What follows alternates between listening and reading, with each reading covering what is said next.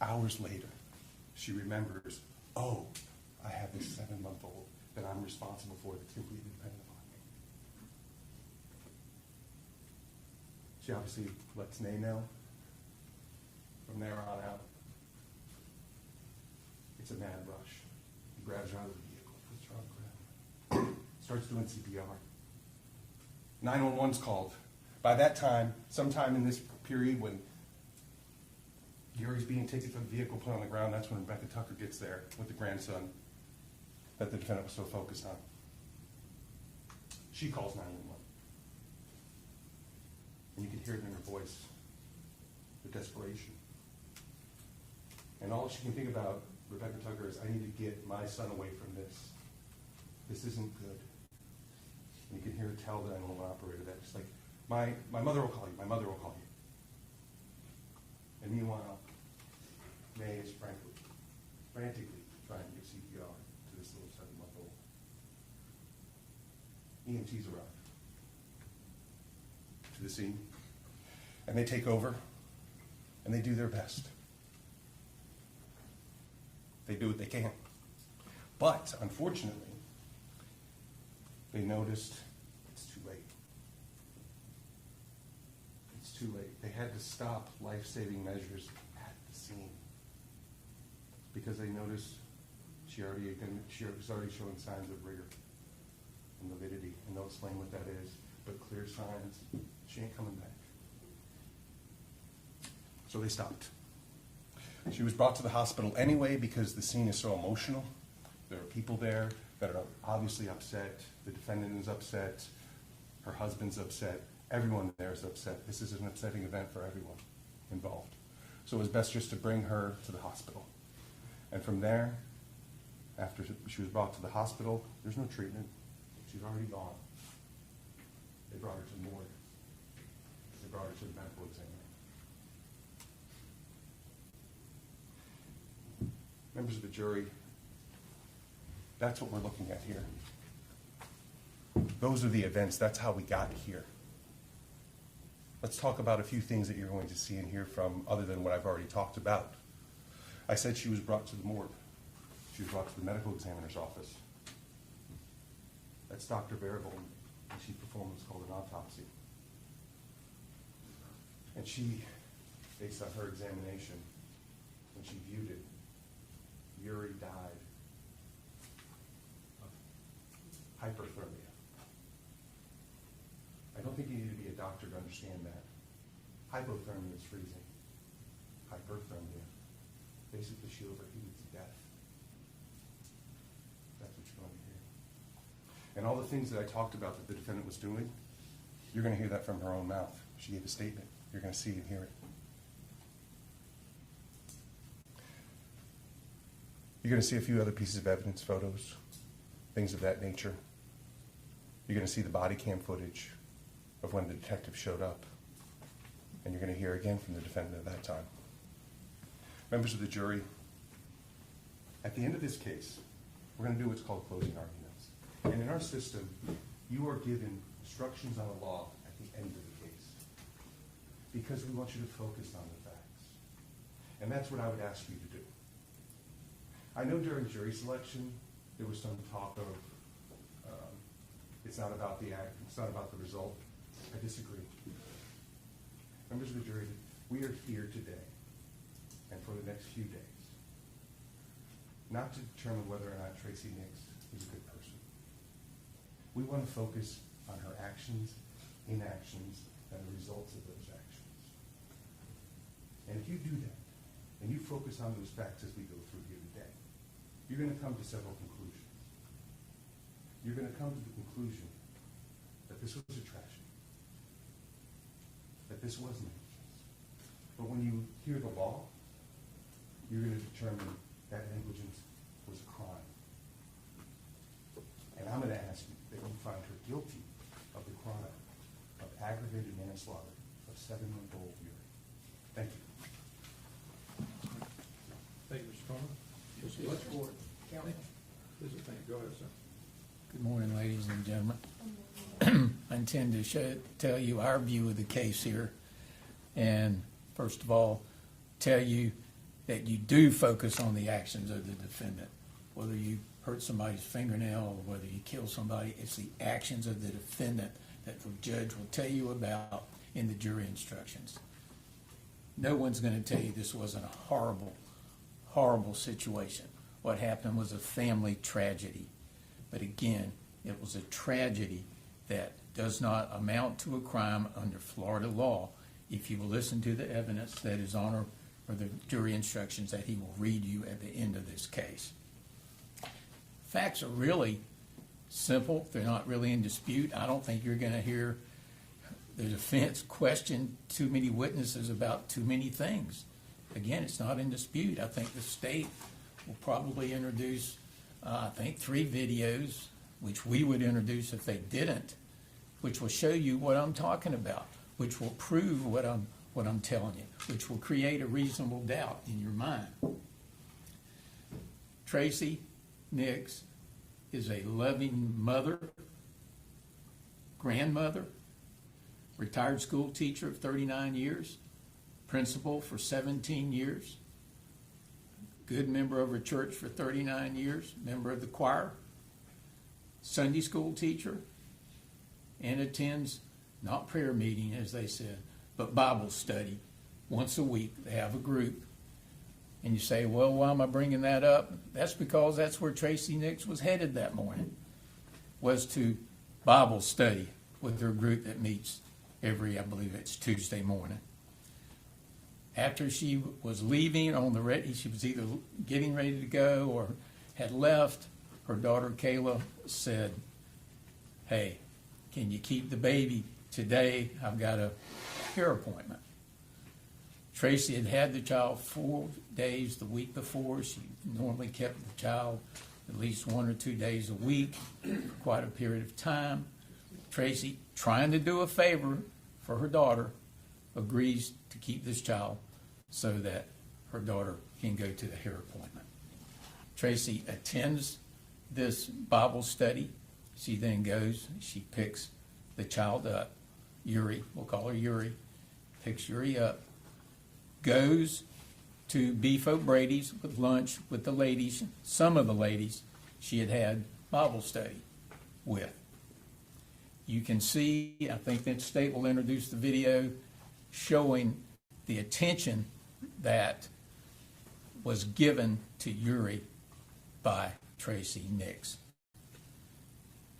how she was acting toward her, and you will see how much she loved and cared for this child. After Beef O'Brady's, Tracey took the child home. I think it's about an 11-minute drive. They were doing roofing at her house that day. She couldn't park in the garage. I think you'll hear her statement. She doesn't remember where she parked, but she parked under a tree because she couldn't park in the garage. So she was distracted by that. The dog was in the way. She was distracted by the dog. She got out. She forgot the child. She forgot the child in the car. There's no doubt about that. She went in the house. She spent some time. She was focused. She was supposed to take her grandson by another daughter out to go really Christmas shopping and then take him out to eat. She was concerned about that. She gets in the car. She drives out to the barn. She's talking to her husband, and she realizes what's happened. She forgot. There's no aggravating factors here that make this culpable negligence as opposed to simple negligence, forgetting something. We all do that. You will see her reaction. You will see how she feels when this happens. And completely devastated, completely. And I won't discuss it now because I think pictures and videos are worth thousands of words. I'll let you decide how she felt, how this amount occurred, what she did, what she said, and how she felt. So the defense position is this was negligence. It was simple negligence. It was an accident. Under Florida law, it does not amount to culpable negligence. If you will follow the jury instructions in this case, read the instructions on culpable negligence. I think you'll be able to take them back in the jury room with you. You will see what I'm saying. As horrible as this tragedy is, it's not culpable negligence. Thank you. All right. State your first witness, please. Yes, Your Honor, the state would call Tracey Nix.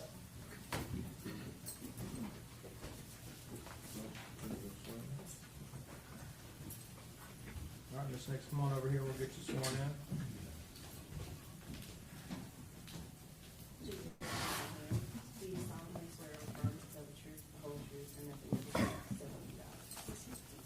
And you're gonna step this way, watch your step.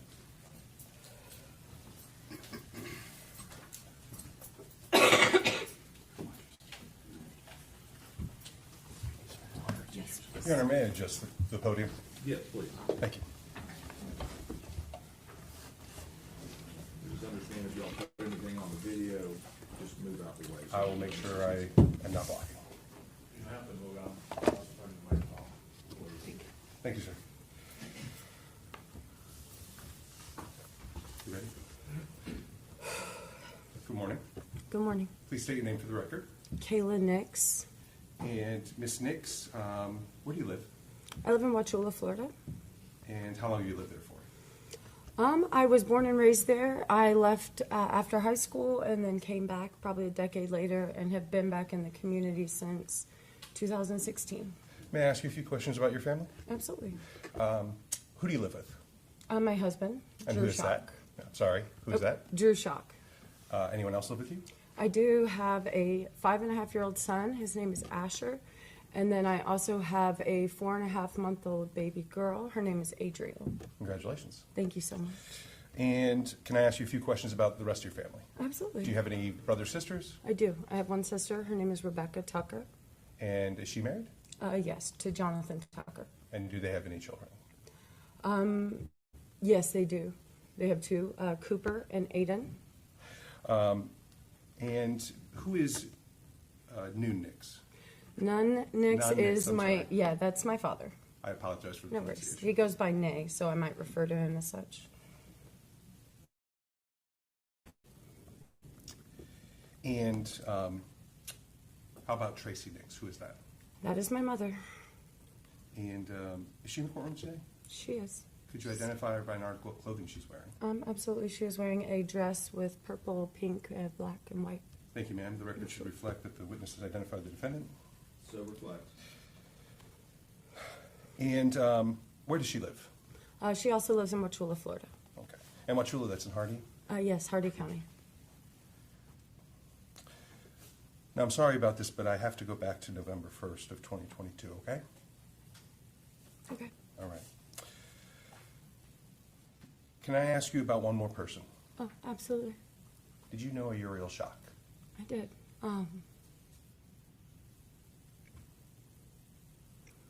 I did. That's my daughter.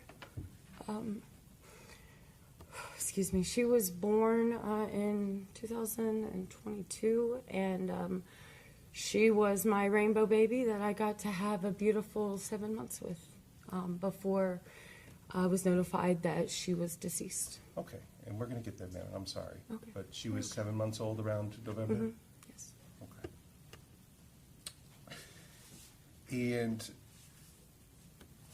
so that day, November 1st of 2022, what were you doing that day, ma'am? My husband and I own a small business in Wauchula, A1 Safari Glass. I have always been a full-time mom first before my career, and so every one of my children actually go to work with me every day that I attend work, unless they're sick. And so did Yuri go to work with you that day? Yes, my daughter went to work with me that day, and typically my routine was to leave at lunch so that I could get the baby home, get them fed, and then let them nap, let her nap in, her own room. So. And I'm sorry, you called Uriel Yuri? Yes. Okay. Yeah. Yuri. And so, well, did you follow that plan that day, or was it different? Well, that day began out most similarly to all my other days. Get up in the morning. My daughter and I went to my office. We began the work day. I remembered I had a hair appointment, and I reached out to my mother at that point and asked if she was busy Let me ask you this, how did you reach out to her? via text. Okay. And were you able to get a hold of your mom? Yes, I was. And what was the nature of that conversation you had with her? I don't remember specifically if we actually had a phone call or if it was exclusively text message, but the question was, I have a hair appointment at this certain location, and she responded that she had a lunch with a few of her friends. Those friends are people that I've grown up with my entire life. So I certainly felt comfortable in that circumstance, allowing my daughter to go to the restaurant with my mom. That restaurant was pretty much in the same block as the hair salon that I went to. So I knew I would be nearby. Excellent. And how long was she going to take care of her? From pre-lunch, whenever she picked her up to go to the lunch, I probably left 20 minutes or so before she arrived at my office to pick up my daughter. And then the plan was for my husband to stop back by their house at the end of the day when he leaves our business, pick up our daughter, and come home. And the end of the day, what's the end of the day for your business typically? 4:30 or 5. And he was going to go where to pick her up? To my parents' house on Kazan Road to pick her up. So, you went to your hair appointment? I did. Yes. And from the time that you completed your hair appointment, when was the next time you heard anything about your daughter? I finished my hair appointment pretty soon. It was not a long appointment. I'd say it was about 75 minutes. And at that point, I went home to begin dinner and move the laundry and just start an evening routine that I would typically do at home with my child. So I went home expecting my husband to pick up my daughter from my parents' house. Okay. And the next time that I heard another thing about her was Officer David Drake outside of my home in Wauchula. And we'll get there in a moment, if you Okay. don't mind. Absolutely. So between the time that you saw the officer and the time that you left your hair appointment, did you have any communications with your mother? I do not believe that I did. Okay. Now, let me back up for one moment. I apologize. Does your mom have everything she needs to take care of Uri whenever she takes her, or do you have to supply those to her?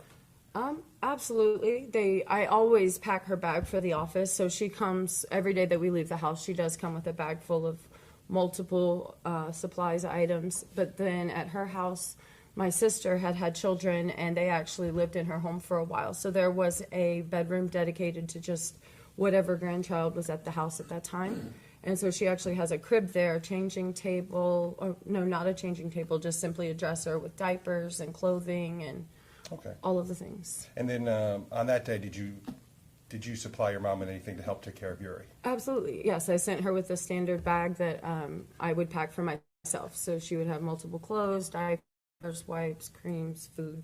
And does she have a car seat in her vehicle, or does one have to be put in there? One has to be put in there. Okay. So when she picked up Uri that day, she would have also had to put the car seat in? Absolutely. She typically put her seat in behind the driver's seat. Okay. So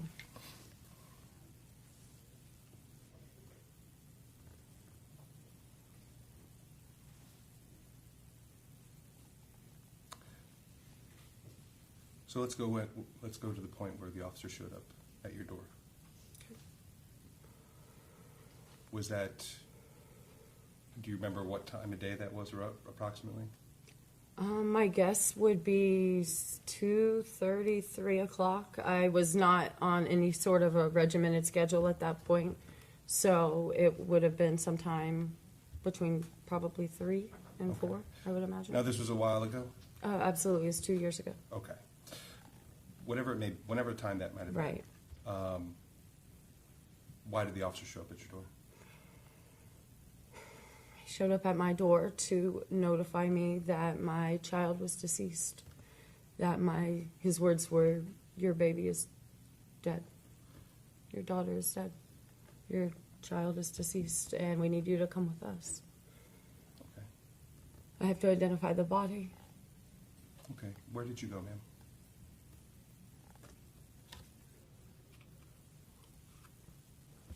I got in the vehicle with the sheriff that came to get me. They did not believe that I should be driving, which I agree. And he took me to the Florida Advent Hospital in Wauchula. Okay. And you said you had to identify Uri? Yes, I did. And you saw her? I was not with my husband in that moment, and so as soon as we found each other in that parking lot, which was sheer insanity, then we went in together to look at our daughter and identify her body. I'm sorry we had to go through this. I have no It's further okay. questions, okay? I appreciate that. Thank Thank you. you. Thank you. Just hold on one second, I need to make a note.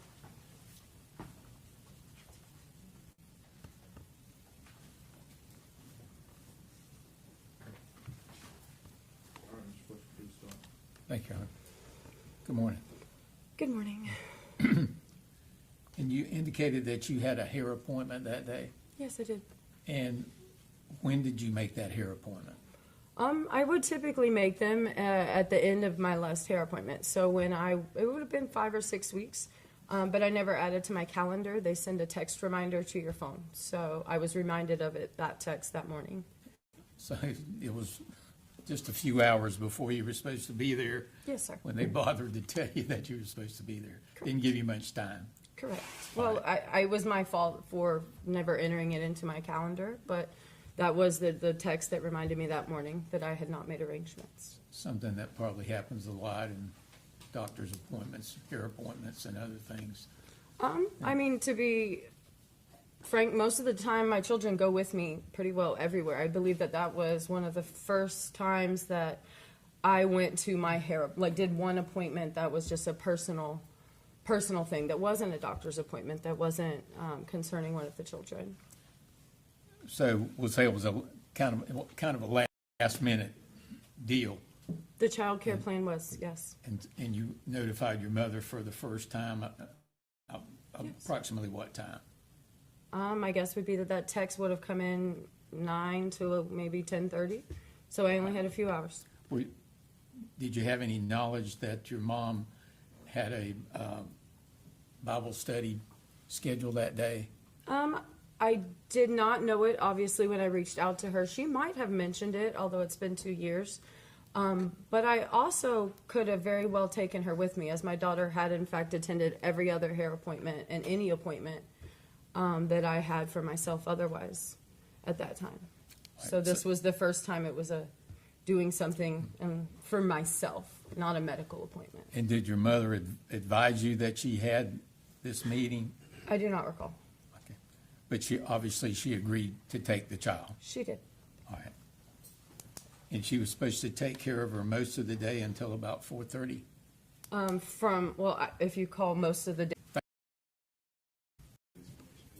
right. Vince, you agree? Absolutely, yes, sir. Thank you, Ms. Nix. You're released from your seat. You may sit in the courtroom. Thank you. All right, second witness, Dave. Yes, Your Honor, the state attorney, Gail Knight. All right. Gail Knight, please.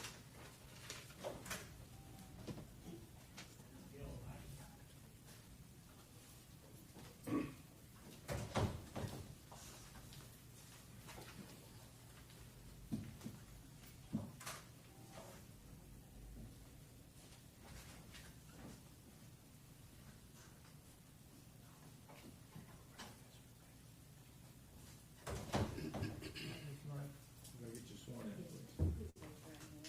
Do you solemnly swear or affirm to tell the truth, the whole truth, and nothing but the truth, so help you God? And you're gonna step this way. Have a seat right over there. Step. Thank you. You're gonna have a seat right there.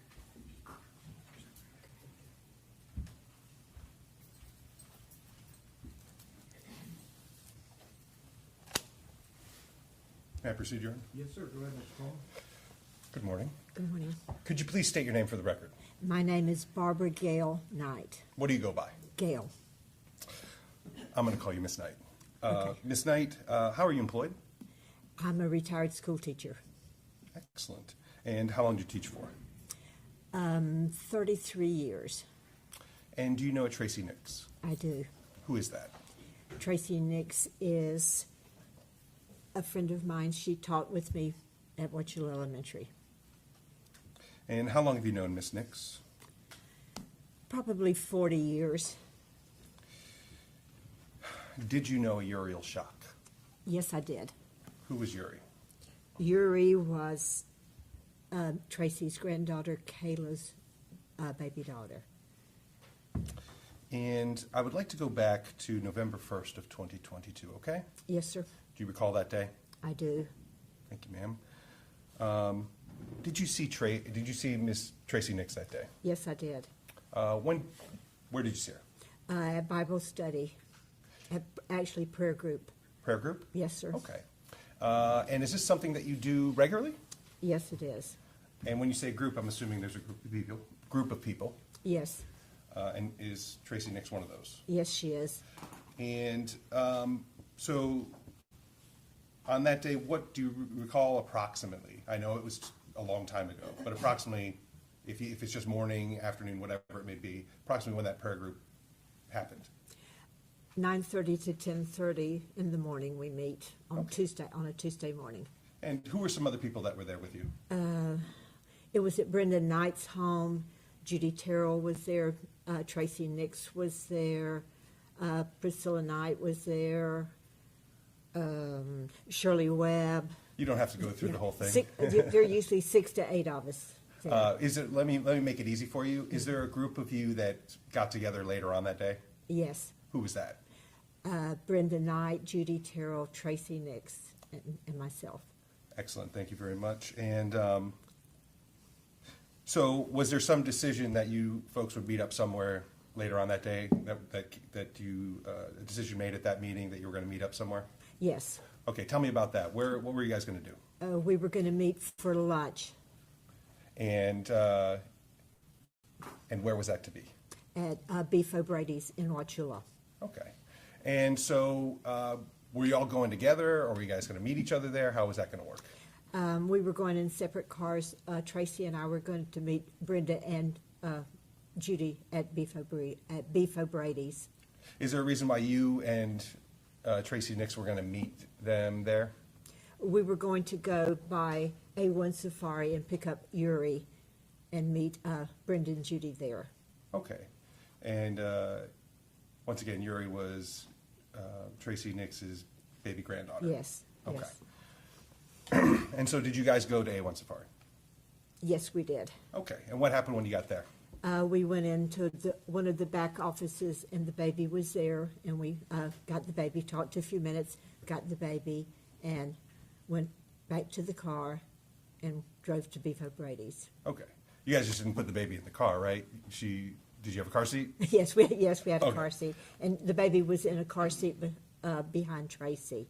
Okay. Now, was that car seat already in Tracy's car, or did it have to be put in Tracy's car? It had to be put in Tracy's car. Okay. And so after you picked up Uri, you said did you go to Beef's at that point? Yes, we did. All right. And again, a rough approximation, what time do you think you got there around? 12, I would say around 12:50, between 12:15 and 12:30. Okay. Now, so when you got there, who all was there? Okay, when we got there, Brenda and Judy were at the table, and some friends of ours from church were at a table opposite us. Okay, and who did you sit with? When we came in, I sat at this table with Judy, and Brenda and Tracy were on the other side. And Uri was there? Uri was there. Okay. And is it safe to say that Uri could be the center of attention sometimes? Very much so, yes, Okay. very much so. And who was focused on taking care of Uri? Tracy, And did she give all the things that Uri needed at that time? yes, she did. She was very attentive. Okay. And did you guys have lunch there? We did. Let me ask you this. Did you have something else you had to do that day? I did, yes. What did you have to do that day? My young niece was in kindergarten at Wauchula Elementary at that time, and I was very aware that I had to be in line to pick her up.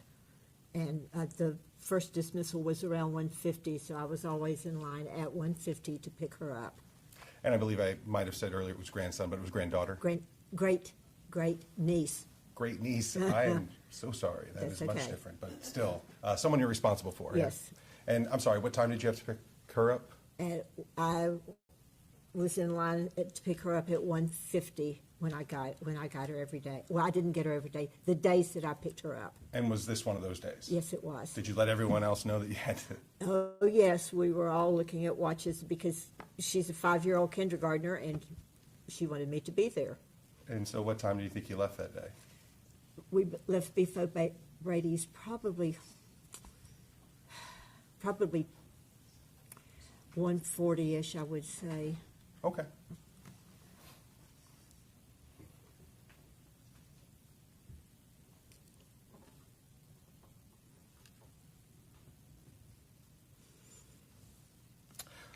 So,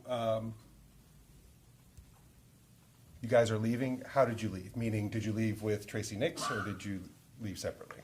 When we left, I went with Judy and Brenda because my home was on this side of town. We were going to pick up my car so I could go get Brinsley, and Tracey left with the baby. Okay. And where was she going? If you don't know, that's fine. I don't know. We just assumed that I don't know where she was headed then. Fair enough, ma'am. I am approaching with States Exhibits 1 and 2. Okay? I'd like to take a minute, look at States Exhibit 1. Do you recognize that item? I do. What is that? That's a picture of us at Beefo Brady's inside, the 4 of us. And picture or video? Video. Thank you, ma'am. And does that fairly accurately depict your lunch that day? Yes, it does. Your Honor, at this time, state would seek to enter into evidence States Exhibit number 1. Defense? Can I see it? Who showed defense? You have an exhibit, state, you have an exhibit sheet for me? She said, "Thank you for this video." You have an exhibit sheet for I me? did give it to the clerk. Just make sure you have an extra one, or you need to make one? Yeah, it's the same one. No objection, Your Honor. All right, we're gonna make an extra copy of the exhibit sheet, please. Go ahead, no objection, state exhibit number 1 comes into evidence. And Your Honor, just so you know, we did show these earlier, but when she said picture. I understand. Yes, Your Honor. Thank you. I'm now showing you States Exhibit number 2. Do you it might be easier if I make it easier for you to see. Do you recognize that item? Yes, I do. It's a video of the parking lot with us leaving Beef's that day. And is this a fair and accurate depiction of you leaving that day? Yes, it is. Thank you, ma'am. At this time, state would seek to enter into evidence States Exhibit number 2. Defense?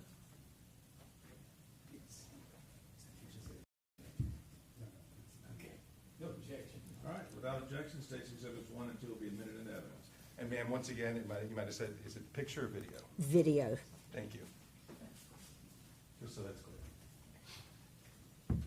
And Your Honor, at this time, I have no further questions for this witness. Okay. Members of the jury, videos and evidence will go back within the jury room during deliberation.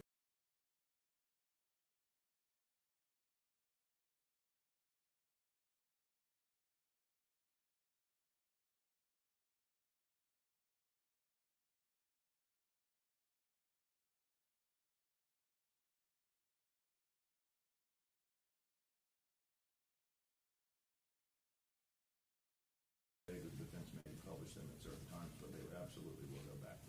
Okay. Go ahead, Mr. Clifton. Thank you, Your Honor. Mrs. Knight, you indicated that you had attended a prayer group meeting the morning of November 1st, 2022. Yes, sir. And you told the jury a number of people who were there. Yes, sir. And does this prayer group periodically meet? Can you Yeah. tell the jury when it meets? We met on Monday, let me think, Tuesday mornings, sometimes 9:30, sometimes 10:30. We had moved the time. And approximately how many people regularly attend this group? 6 to 8. Okay, 6 thank to you. 8. How do you know Tracey Nix?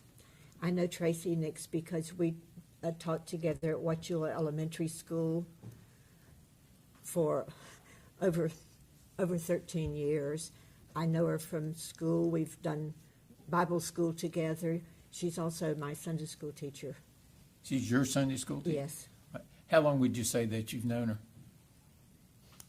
close to 40 years, around 40 years. Okay, and you've seen her around children? Yeah, yes, sir. Any issues the way she conducts herself around children? No, sir. Sustain. Disregard the question. You indicated that you and Tracy and others met at Beef Brady's Yes, sir. that day, obviously. That day, yes, sir. Obviously. And sometime during the meal, the baby tried to get Judy Terrell's food. Yes, she was trying to get a little out of the salad, yes. And what did you see Tracy doing in connection with Uri? She was very kind, very loving. She had placed Uri in the seat, and of course the baby kept sliding out, and that's when she picked her up and was holding her. She was giving her water through a straw. We were all focused on the baby, paying attention to the baby. But she was very loving and kind, I yes. think you've already indicated to the jury that she was pretty much the center of attention. Yes, she was. All right. Did Tracy try to feed her anything? She had water in a straw that she was giving the baby. Okay. And did Tracey Nix appear to be okay that day? Yes. Okay.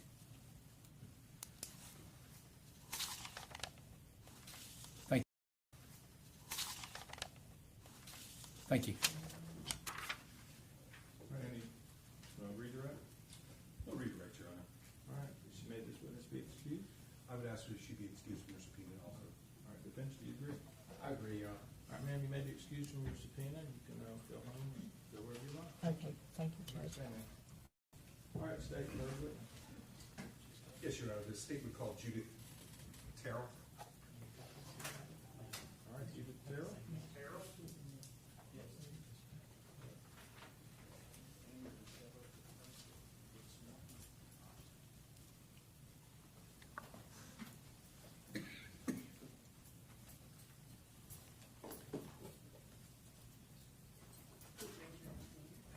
Do you solemnly swear or affirm to tell the truth, the whole truth, and nothing but the truth, so help you God? Thank you.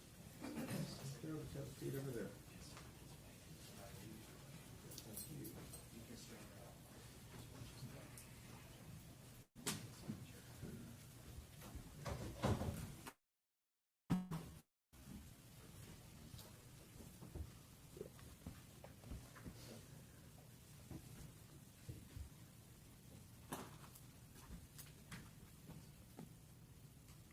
May I proceed, Your Honor? Yes, please, go ahead.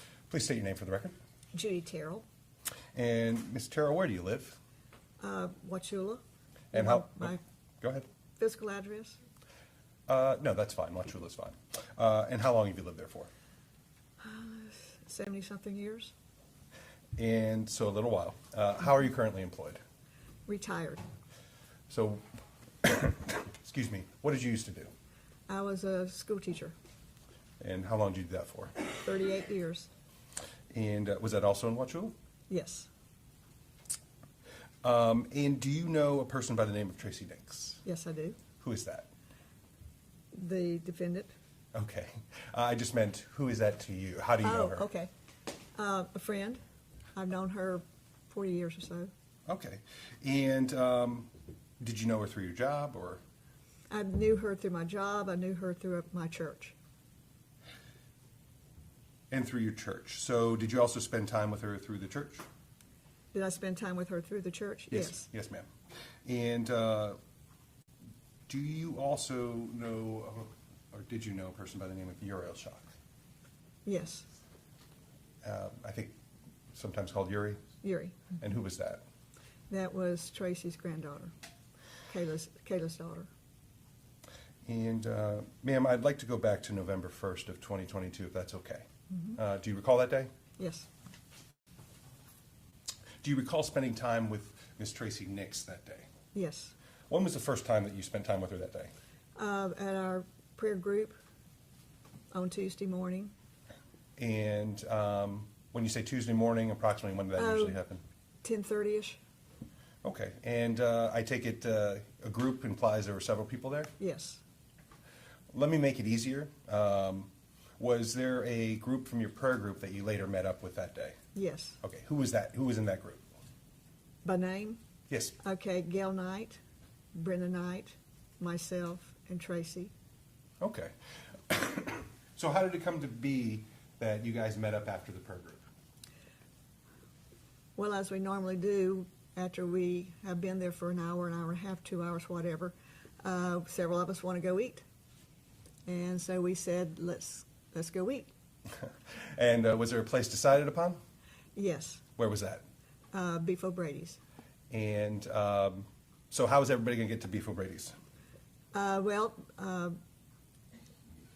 Tracy Kayla had asked Tracy to take Uri. And so Gail went with Tracy, and Brenda wanted to change clothes. So I said, I'll wait and I'll take Brenda and I'll come later.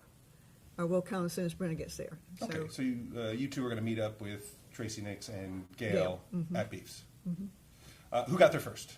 We did. Brenda and I did. And do you know, and I know it's 2 years ago, and it's asking a lot, but do you recall roughly about what time you got there? It would have had to have been after 12. Okay, good enough. And let me ask you this, and we'll get there in a moment, but you do know when you left, though, right? Definitely. Okay. We'll talk about that in a moment. So you said it was, I'm sorry, Barbara? Brenda. Brenda, I'm sorry. You and Brenda get there first. Does Tracy and Gail eventually show up? Yes. And is anybody with Tracey Nix other than Gail? Uri. And so did Uri stay with you guys throughout your entire lunch? Yes. And who was taking care of Uri? Tracy. And what types of things was she doing? Well, she was holding her and putting her up on the table, and because Uri was bouncing around and everything, and we're all exclaiming with the baby and oohing and eyeing. And then we finally got a baby chair, and she sat her in the baby chair. She was in her lap till we got the baby chair, and then we put her in the baby chair. So and you said Tracy pulled her kind of over toward her. So you said you all were oohing and on? Mm-hmm. Yeah, when a baby's in a room, everybody takes notice, Everybody right? takes notice. Okay.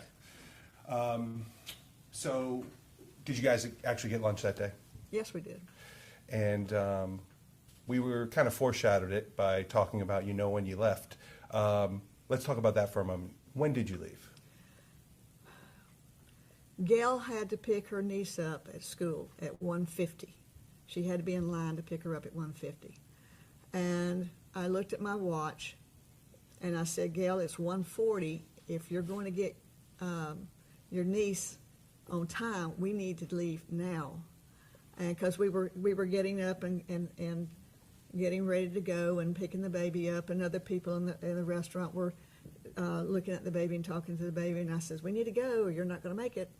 And so that's why we know what time it was. Okay.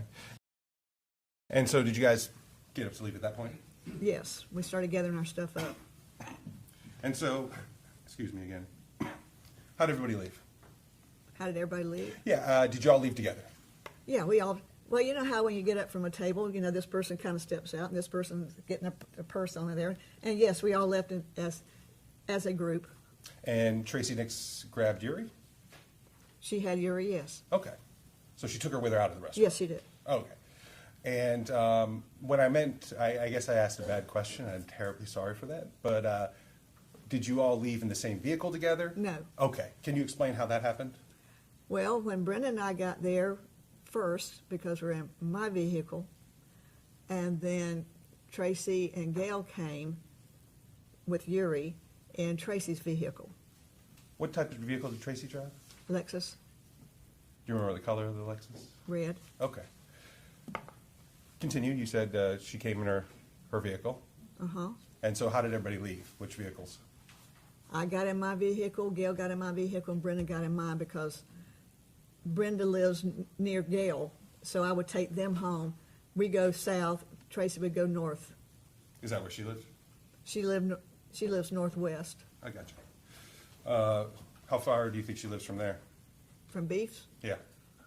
I have no idea, 3 or 4 miles, Okay, 3 or 4 miles. I guess. Excuse me, ma'am. Terribly sorry. And so she didn't load. So she brought Tracy brought Uri out of the piece then, correct? Yes. And put her in her car? Put her in her car, yes. Not your car, her car. No, her car. Okay. One moment, ma'am. Yes. I'm showing you what's already been put into evidence as 1 and 2, but I just want to go over it with you because you looked at them too. Do you recognize State's Exhibit 1? Yes. And what is that? My initials are on there. Okay, and what is, do you know what this is of? Yeah, that's out inside Beefs. Is it a video of it? Yes, Okay. And that shows everything we talked about here today? yes. And what about State's Exhibit 2? And that is us outside getting into the vehicles. And that's kind of what you were telling us about just now? Yes. Okay, thank you. Your Honor, I have no further questions for this witness. Thank you. Defense? Cross? Thank you, Your Honor.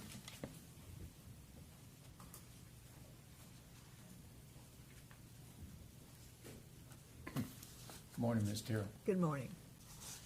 You indicated that you had known Tracy for how long? 40-something years. Okay. And how do you know her? Through school activities and through church activities, mainly church activities. Mainly church. All right, we'll talk about the lesser first. You said through school activities. What is your connection, relationship with Tracey Nix through the school? School system. We would have meetings together or whatever. I was a high school teacher, she was elementary. Okay, not the same school then? No. All right. And over what period of time did that occur? On and off for 40 years, 40 years? or 38 years rather. Okay. And then I know you had answered in response to the state's question that you had known her primarily through church activities. Is that for 40 years also? Pretty much so, yeah. Pretty much so. And what are we talking about when you say church activities? We sang in the choir together. We went to choir, we were at choir gatherings together. We went on several children's weekend trips together. She is one of my Sunday school teachers now. All right. That pretty much explained 40 years with the relationship at the church. All right. So she was around kids a lot that you saw. Okay. Would it be fair to say that all of you were oohing and awing over this child at lunch that day? Yes, Okay.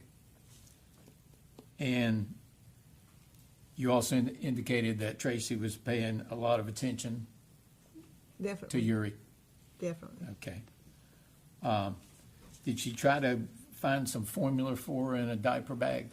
She had the diaper bag, and she looked in there to see if there was something in there for Uri. And she didn't. She found some clothing and stuff.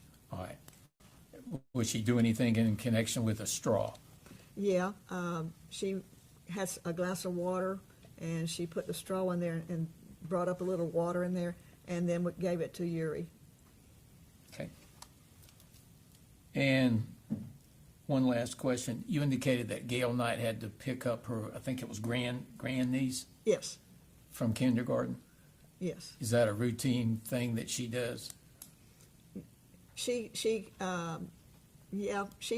takes her 2 or 3 days a week, and Tuesday was one of the days that she was to pick her up. All right. Thank you, ma'am. Thank you. Any redirect, State? No need, Your Honor. All right, State. I would ask her to be released. Okay, From ma'am. her subpoena. Defense, do you agree about, defense, do you agree she can be released from her subpoena? They have this moment. Okay. At this point? Hang on one second.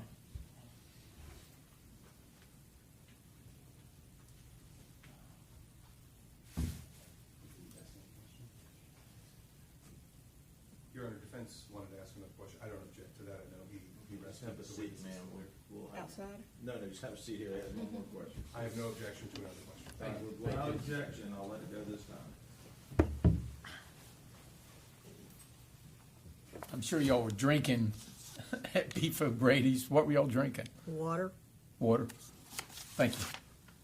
All right, may she be released from her subpoena defense. Yes, Your Honor. All right, ma'am, you're released from your subpoena. You can go out and do whatever business you'd like. Thank you, Your Honor. State witness forum. Yes, Your Honor. The state would call Brenda Knight. All right, let's bring in Ms. Knight.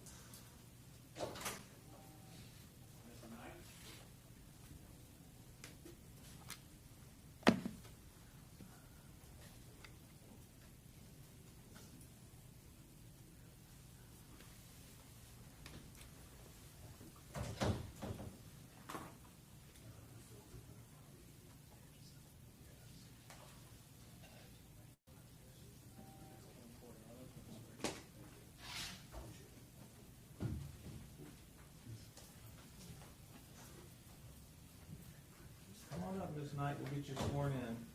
Welcome to Polk County. Please raise your right hand.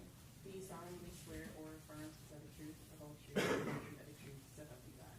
I do. Thank you. Let's see right there.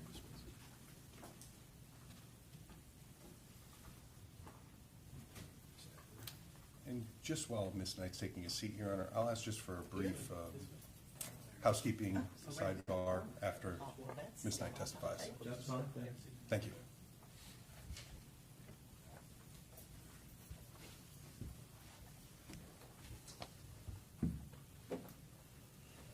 May I proceed?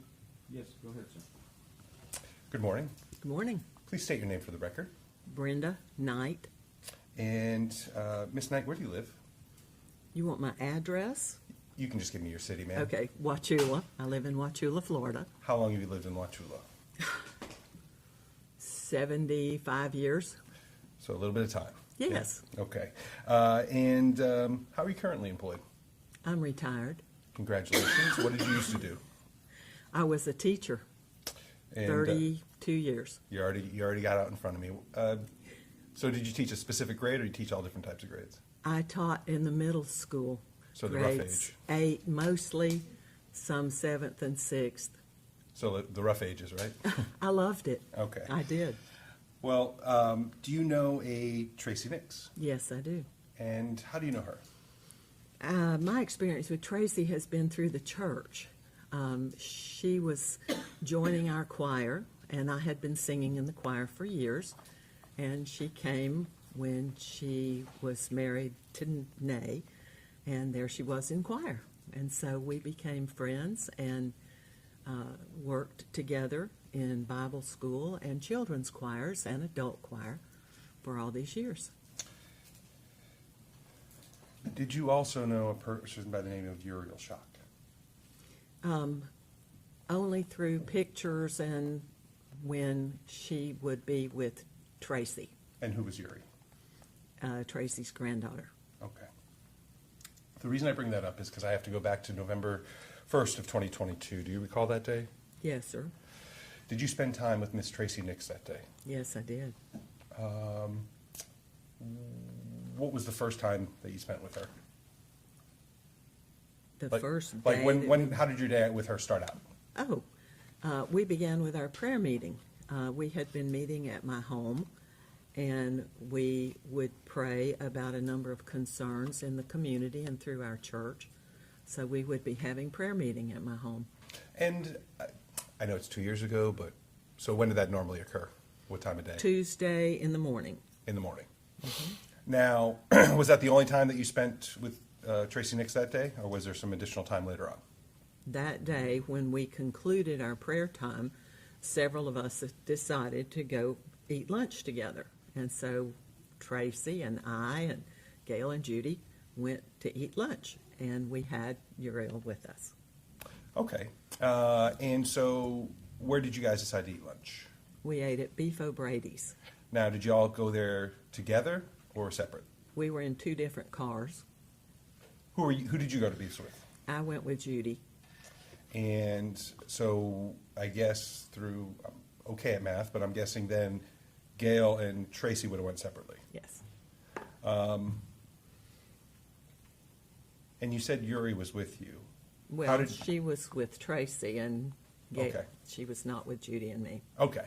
Who got to beefs first? Do you recall? We did, yeah. I think Judy and I got there first. Oh, okay. And so again, then Gail and Tracy showed up sometime? Mm-hmm. Yes? Yes, Sorry, the and that's can okay. sound a lot I alike. recognized it as soon as I did it. Yes, ma'am, it's okay. And so, do you recall approximately what time you guys were out there? Again, I know it was a while ago. Well, it would have been around noon. It was lunchtime. Sure. And so did you guys all have lunch? Yes, we did. And you said Uri was with Tracey Nix? Mm-hmm. Yes? Yes, You're fine. I'll practice. Yes, ma'am. And so, who was taking care of Uri while you guys were having lunch? Tracy. And was she paying attention to her? Oh, yes. Feeding her or giving her at least something to drink, stuff like Yes, that? we were all getting a kick out of her giving the child something to drink from a straw, which for a little one, you can't really do that unless you hold the liquid in the straw and kind of hold it over them and let them drink from the straw. It was cute. And Uri's like a baby at this time. Oh, right? yes, Yeah. yes. Were you guys paying Uri attention? Certainly. How about She's- anybody else in that? She's getting a lot of attention. Sure. How about anyone else in that restaurant? Yes, we saw some friends from church who, of course, wanted to ooh and ah over the baby, and we spoke with them. It's funny how a baby can become the center of attention, right? She was. Okay. Now, did you guys eventually leave that day after you had lunch? Yes, You caught yourself that time, thank you. I did. And so, do you know when you guys left? Well, I know that of a child after school, so we had to leave by then. It was some before 1. Okay, so some before one. Okay, fair enough. Close But you definitely had to leave before that, so she could get Yes, her. so that she could pick up the child at school. And ma'am, are you aware of videos of your guys' lunch, right? Yes, And you've seen those videos? yes, I have.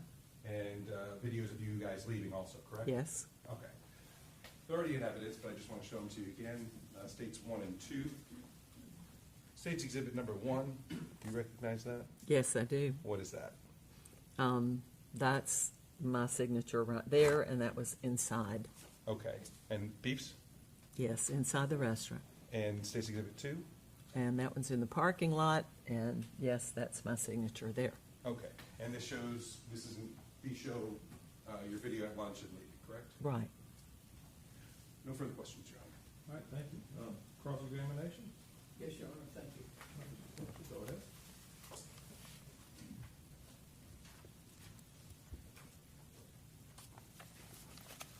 Good morning. Good morning. You indicated, and I think you said some things about you and Tracey Nix at church, and did you know her through school also? I really did not. She was not teaching at the junior high at that time. I think later on she did become employed by the junior high. Okay. All right. And I know you talked about you were both in choir. Yes. Yeah, how long that has occurred? Well, it has still been going on until some of these things have occurred. Sure. All right. How would you describe your relationship with Tracey Nix? We were co-workers in a lot of church activities involved with children. We worked together with Bible school. Tracey served as a principal for a couple of years, and I was one of the teachers, and Tracey did an amazing job. Then we worked together in children's choirs, which, in order to prepare a musical to be presented to the whole church, we often went on a retreat so that the kids could spend time with recreation and practicing their music. And Tracey would prepare the devotions. Amazing work that she produced for those kids to do study while we were on a retreat. It happened multiple times. You said that Tracey was the one doing the preparing, Absolutely. At the retreat. She did every bit of it. and when you say retreat, how long are we A talking? weekend. A weekend. Friday afternoon and come home Sunday afternoon. So overnight. Oh, yes. Okay. All right. When y'all were at the restaurant, and apparently Uri was pretty much the center of attention. Yes, she was. Correct. And did Tracey try to find her something to eat? Yes, she did have a bag with her, and she was looking in there to see if there might be some formula or, something that the child would be expected to eat around lunchtime. Okay, thank you. How did Tracey feel about Uri? She loved her. I don't know what else to say. That's her grandmother. Of course she loved her. Pretty obvious. Yes, Okay. You'd seen her around Uri before. yes. She had had Uri with her at my home that day and taking care of her and watching her play on the floor, and it was obvious. Very good. Thank you, ma'am. Can you read that? There you go. All right, makes you be excused. Yes, sir. Defense, you agree? You may be excused. Yeah, you may be excused, you release from your subpoena. All right, state defense, do we need a full order? It's more of a housekeeping measure, Your Honor. Come up here.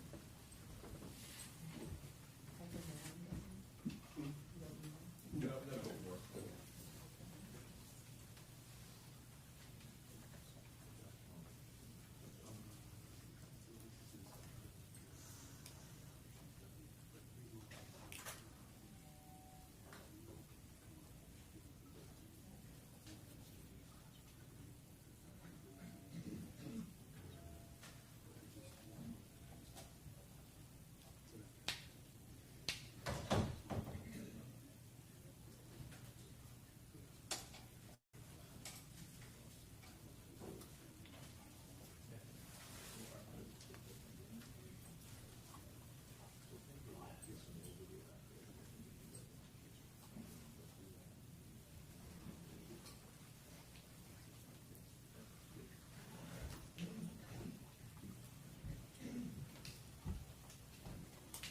All right, members of the jury, we're gonna play a portion of the video now. Obviously, you'll get the whole video in the back. It's rather long, so we're just gonna play a portion now. Then we're gonna call another witness, and then we're gonna take a break. Okay? Go ahead. And Your Honor, it is a portion of 1 and 2. That's fine. Portion of both videos, but they'll be in the evidence. They're already in evidence. They'll be back.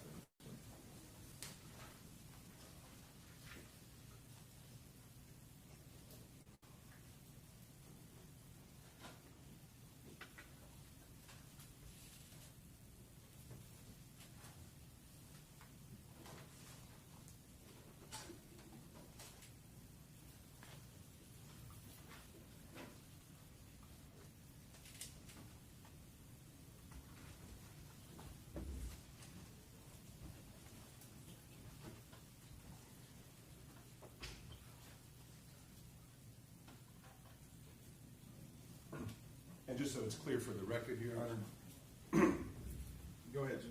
just so it's clear for the record, the full video is broken up into 2 portions. They're both on here, so you click on 1 and then 2 to watch them in order. Okay. Since I can't see very well from here, You can move. Your client can move as well. You can come right to the clerk. No.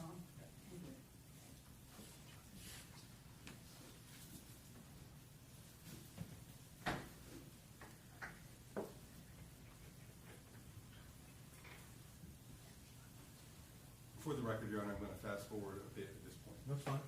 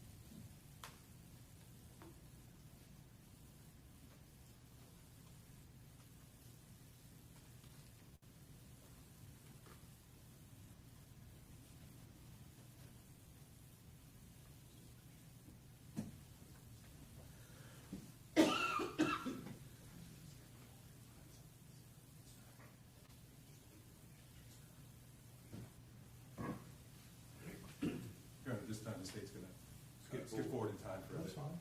Go ahead. Defense counsel. You discussed it.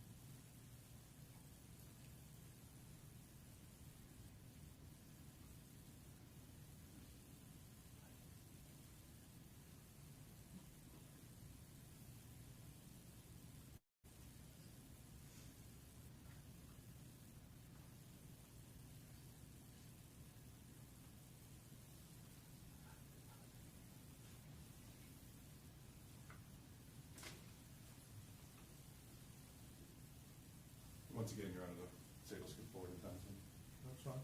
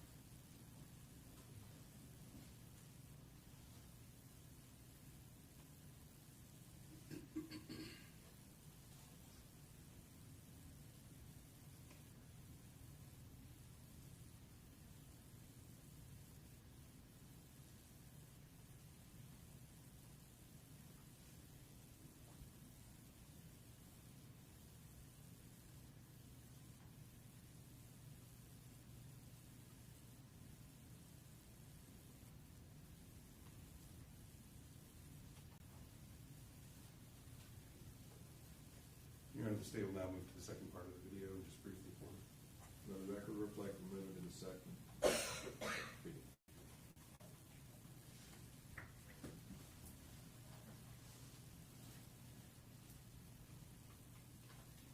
Second part, I should say, still on State's Exhibit 1.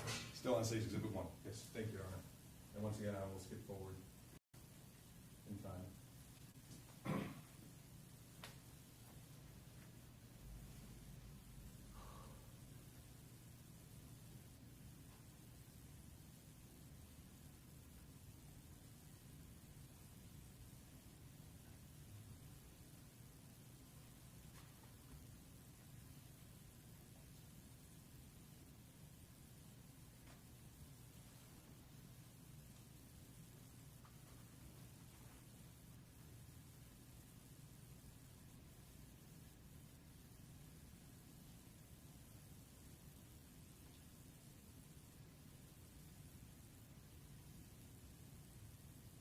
And just for the record, Your Honor, the state skipped, it's on the second portion in which they actually received their lunch, and that's where the state skipped time forward to.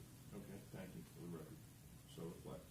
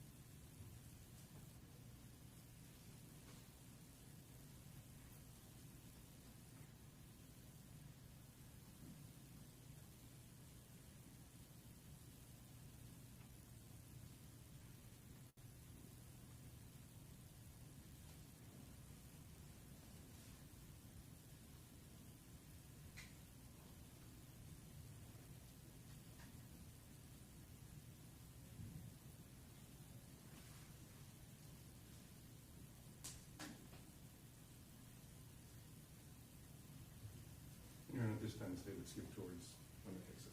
All right? With the record, so reflect.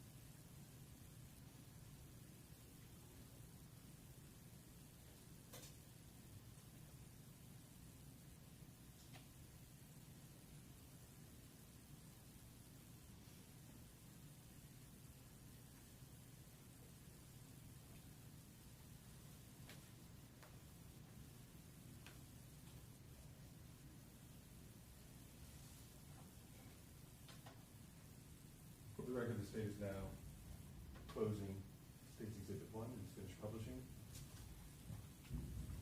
I would ask permission to publish a portion of State's Exhibit 2 at this time. So, permitted, go ahead, sir.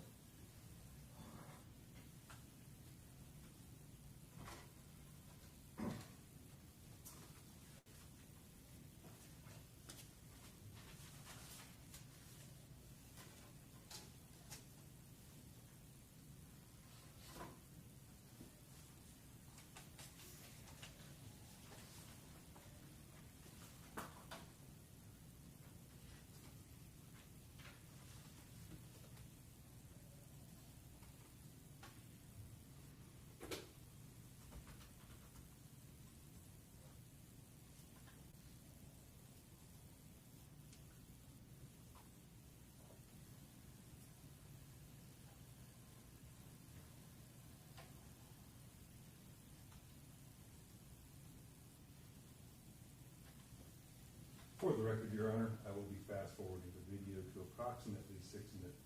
All right, let the record reflect.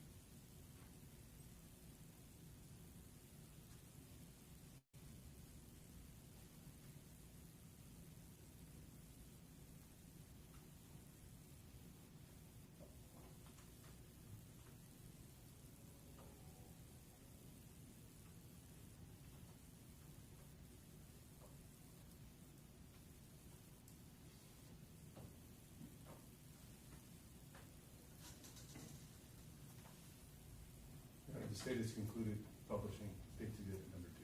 All right, I think what I'm gonna do is do the mid-morning break now. We're gonna take about 10 minutes, over the jury, and then we'll all be back in court. All rise. All right.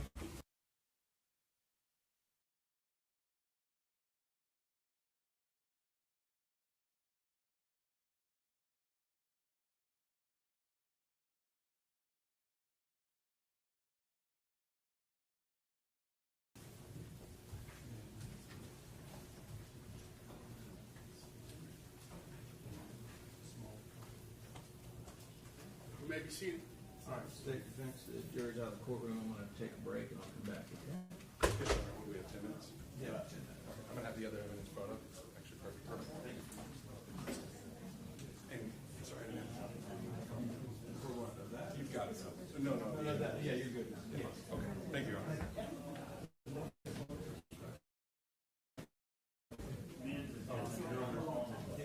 That's up here for you. I know you keep track, but it might help. Yeah, that's fine. I'm gonna go ahead and pause it.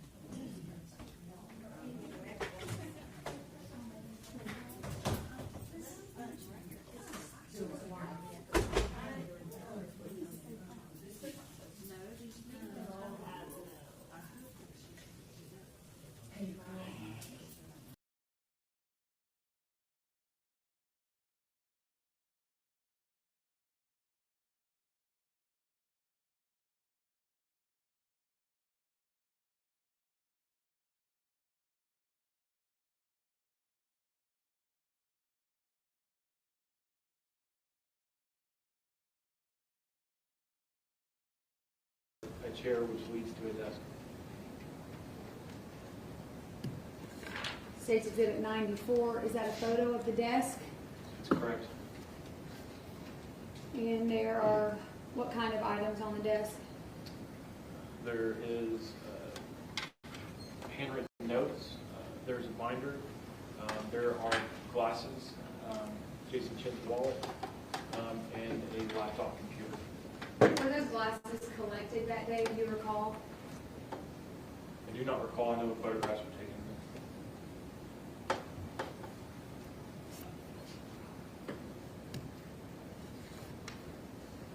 State's Exhibit 95, were these note cards collected from the desk? Yes, that's correct.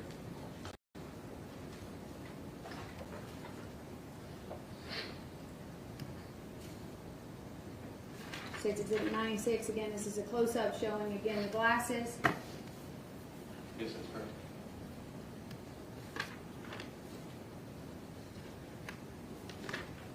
This is even more of a close-up, closer to the glasses, and then you can see that there's a notebook there with what appears to be writing on it. Yes, that's correct. And what is that black object behind that notebook? It's a wallet. Was the wallet collected Yes, that's correct. in the notebook? Yes, that's correct. Your Honor, may I have the deputies flip off the screen lights?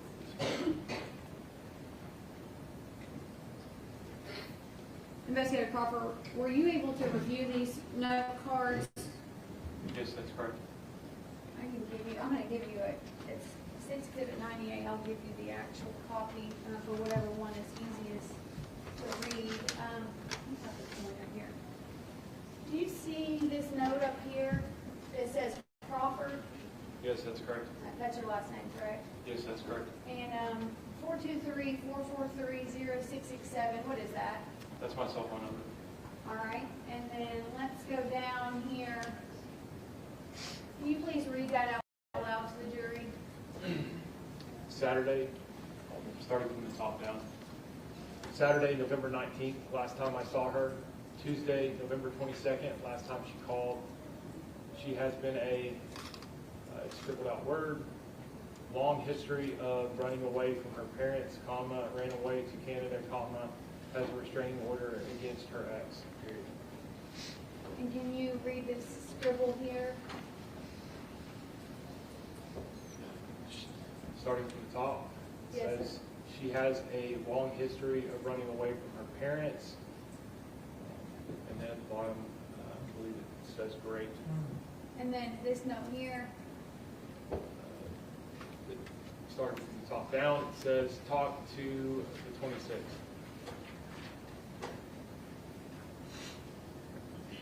And then it says missing. sorry, say It says at the bottom half, it says missing. okay. On, that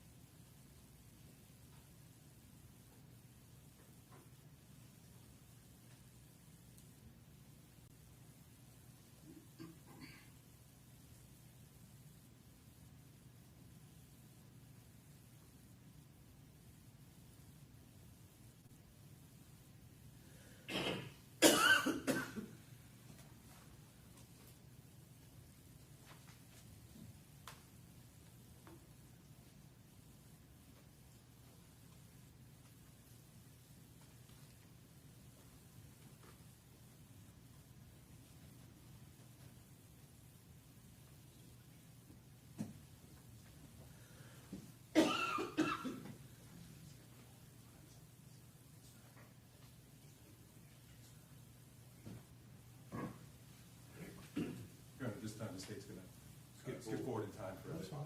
Go ahead, defense counsel. You discussed it.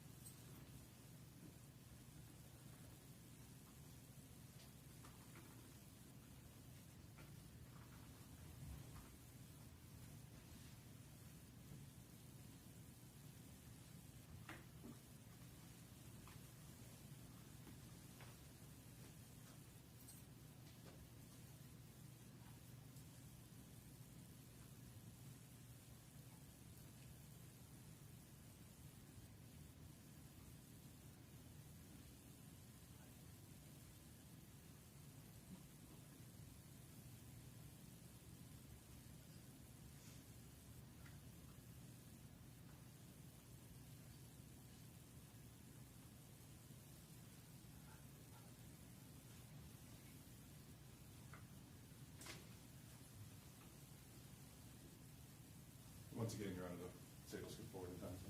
That's fine.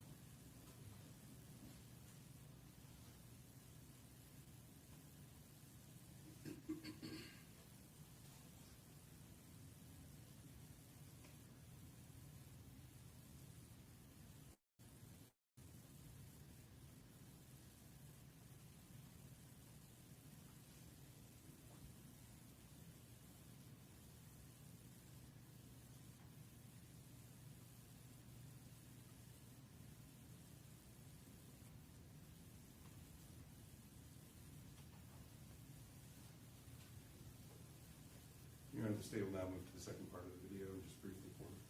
Let the record reflect we're moving to the second video.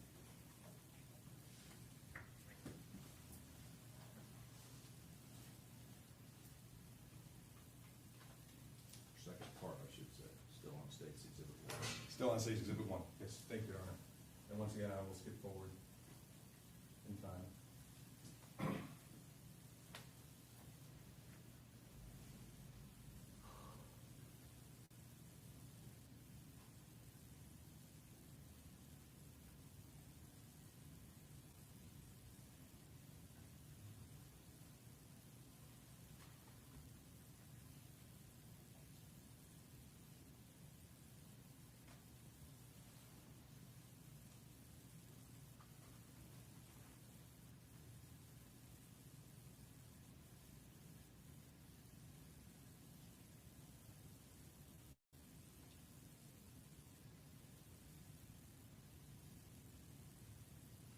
Just for the record, Your Honor, the state skipped, it's on the second portion in which they actually received their lunch, and that's where the state skipped time forward to. Okay, thank you. For the record, so reflects.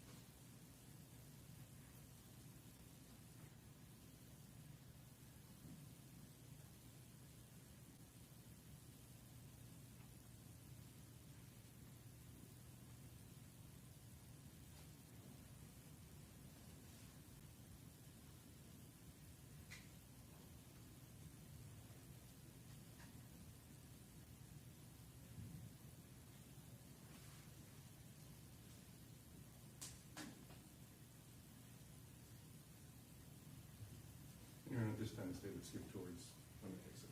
All right? With the record, so reflect.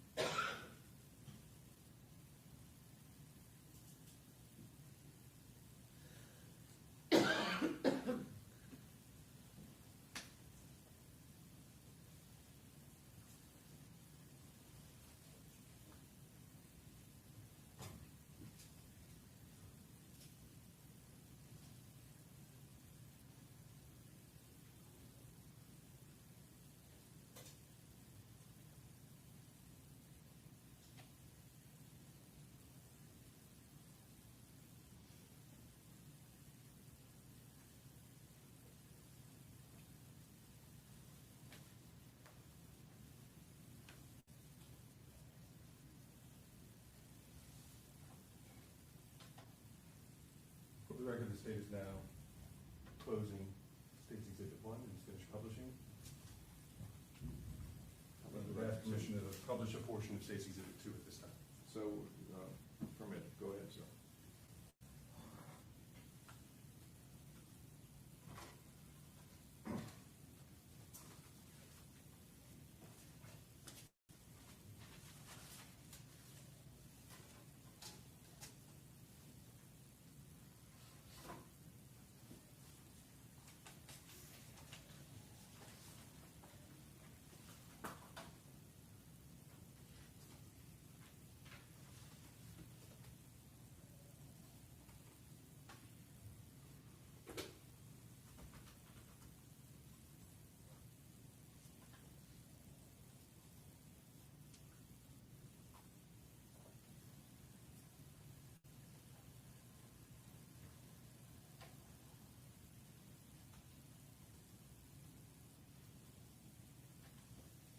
For the record, Your Honor, I will be fast forwarding the video to approximately 6 minutes.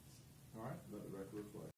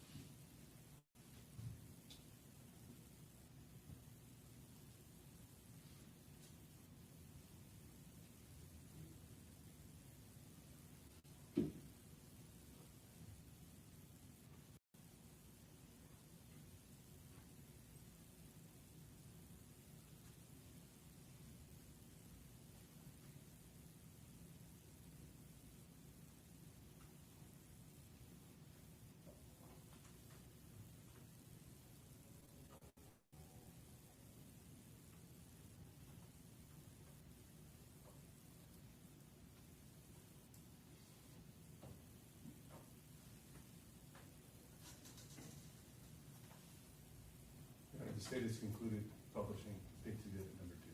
All right, I think what I'm gonna do is do the mid-morning break now. We're gonna take about 10 minutes, over the jury, and then we'll all be back in court. All rise. All right.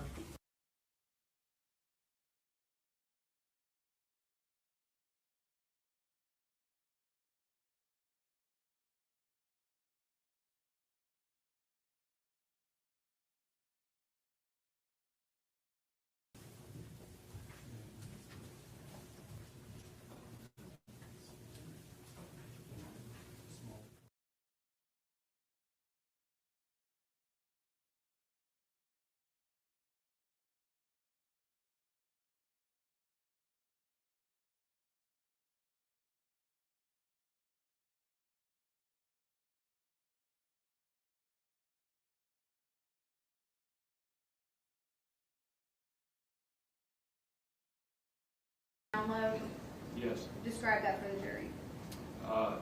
Depending on how long someone's had a device or how active they are on the device, the reports can be very extensive, or they can be minimal, depending on their activity. You know, if you have someone that's had the phone for maybe a week, it doesn't communicate a lot, doesn't take photographs, doesn't do those things, it's a very quick extraction. There's not a lot of data that comes back because there's not a lot of activity on there. If you find a device that someone's had in possession for a couple of years, it could potentially store thousands and thousands of pages of documentation to include photographs, timelines, associated apps, and you know, call logs, text messages, all sorts of things.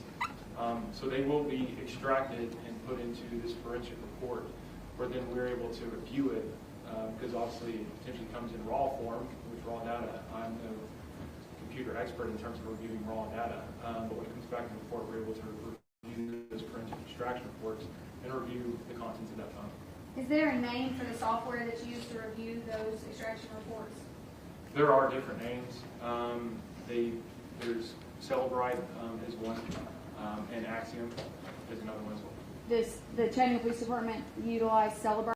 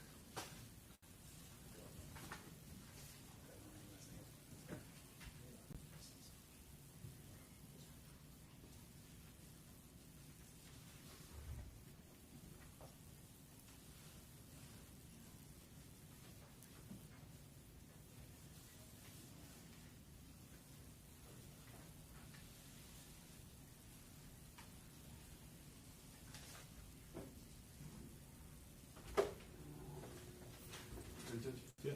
All rise.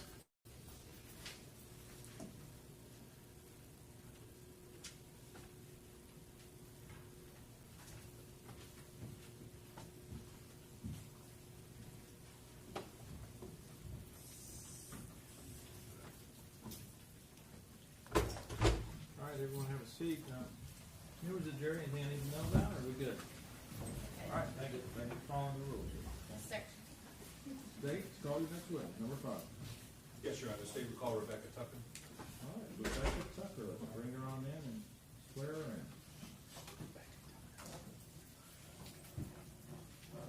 And so you know, you're probably gonna break around noon for your lunch. And we'll give you about an hour and 15 minutes.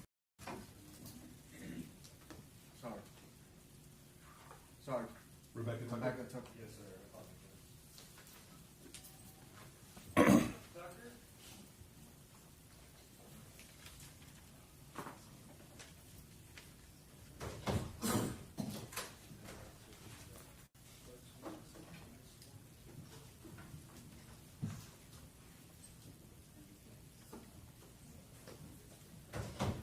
Tucker, come on over here, we'll get you sworn in. Please raise your right hand. Do you solemnly swear or affirm to tell the truth, the whole truth, and nothing but the truth, so help you God? Yes. You gonna step this way, man?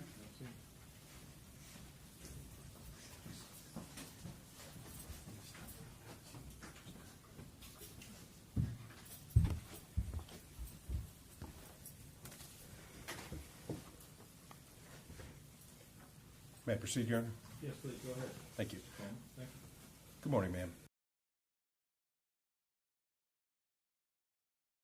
Please state your name for the record. My name is Rebecca Tucker. And you are soft-spoken, so if you could try to speak up for us a little bit. I said my name is Rebecca Tucker. Thank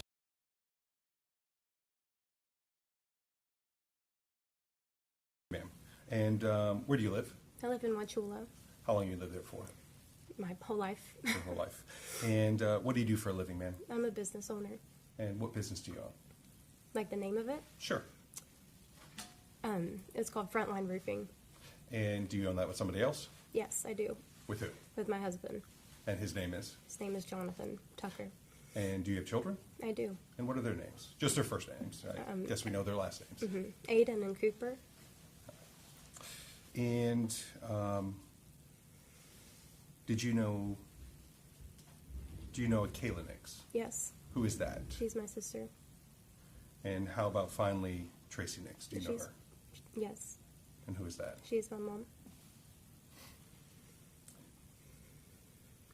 And did you know a Uriel Schock?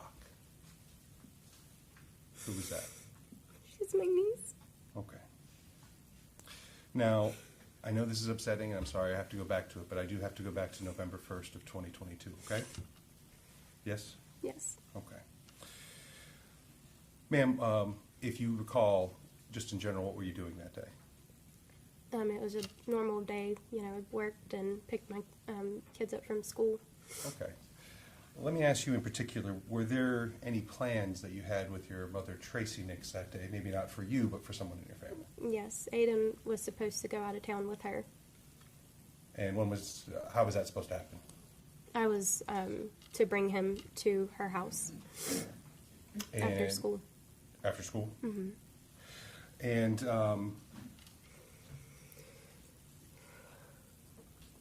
how did you communicate with your mother that day? Through texting, I believe. And so, do you know, you said it was supposed to be after school? Yes, What time was approximately after school? between 4 and 5 p.m. I don't know exactly what time. Okay, but roughly around then. Right. And did you bring Aiden to your mother's house that day? I did. And was it roughly in that between 4 and 5 o'clock hour? Yes. And what happened when you got out to your mom's house? Or let me ask you this, where does your mom live? She lives on Kazan Road in Wauchula. And what was going on when you got out there? Whenever Aiden and I got out of the vehicle to check on my boys' 4-H pigs that they had at the time, I saw my mom and my dad doing something by my mom's vehicle, and I wasn't really sure, what it was. So but I mean, it didn't take long at all to figure it out. And your mom's property, is it just her house, or? No, so you have the house, and then the barn is in the back. So where did you see your mom's vehicle? It was down by the barn where we went. All right. And she was doing something, but you didn't think of anything at first? No, I couldn't see because their backs were to me. Okay. Did you come to find out more soon after? Mm-hmm. What did you see?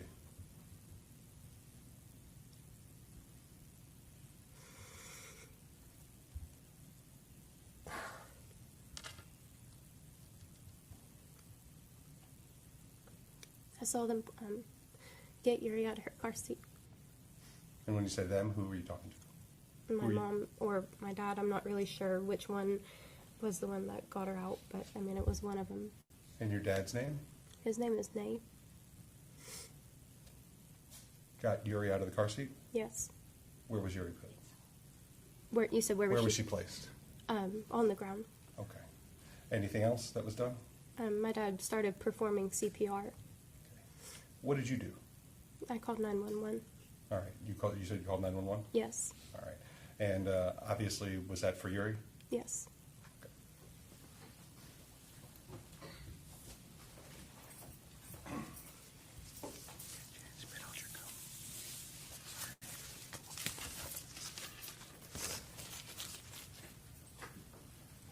showing you what's been pre-marked as State's Exhibit number 3.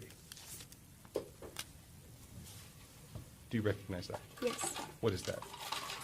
that's the disc that has the 911 call on it. The recording? Yes, Is that a fair and accurate depiction of the call you made that day? yes, And Ms. Tucker, I'm done going into the details of what you saw. Did you stay around there or did you leave? I mean, I was there probably for 5 or 6, I mean, I don't know, a few minutes while on the phone. Oh, yes. And then, you know, once I heard the ambulance nearby, I left because I didn't want Aiden to go through that, you know. You wanted to get your son out of there. Right. Ms. Tucker, I'm sorry I had to ask you the questions. Thank you very much for answering them. I have no further questions. Thank you. Defense? Law?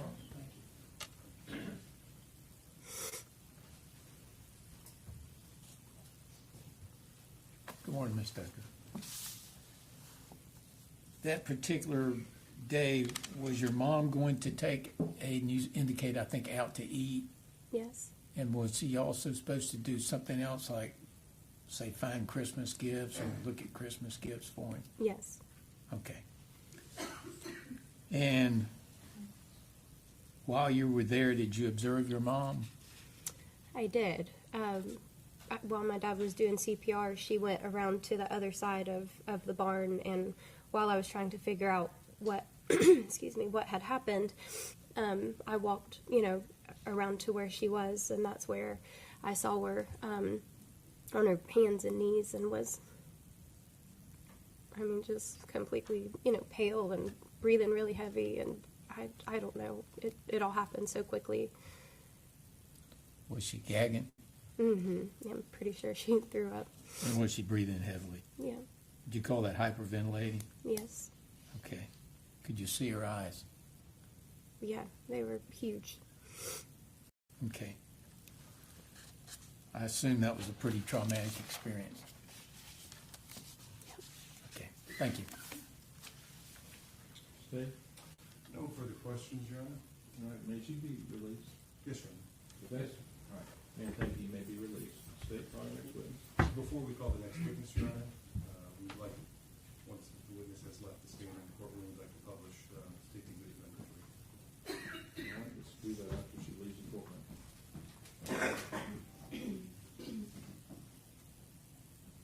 All right, State, take your time, probably. Thank you.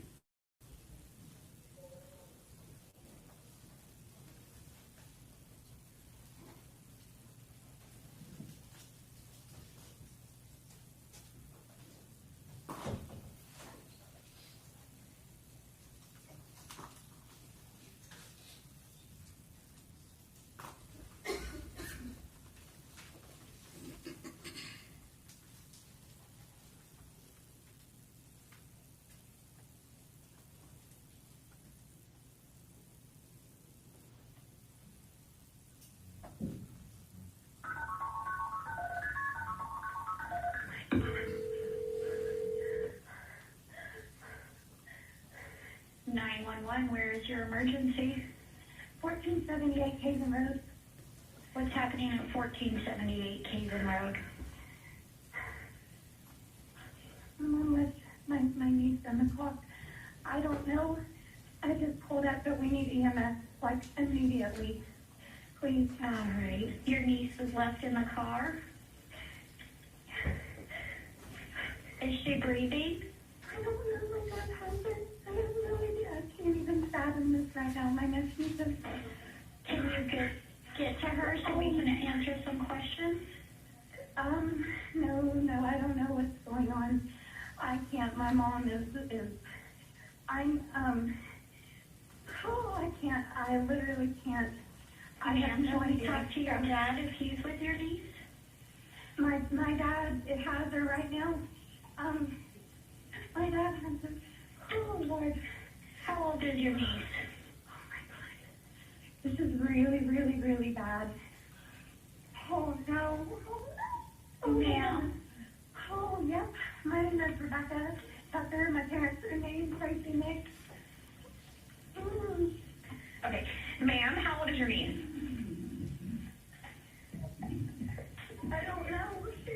couple months old. Okay, I need you to be with her because I need to know if she's breathing. I need to know now. It doesn't seem like it.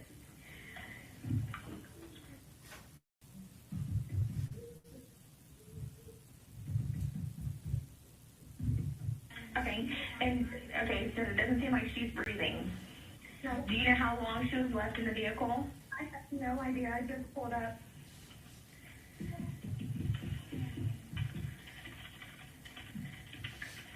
Please. Okay, I have help on the way, but I'm gonna stay on the phone with you while you're there.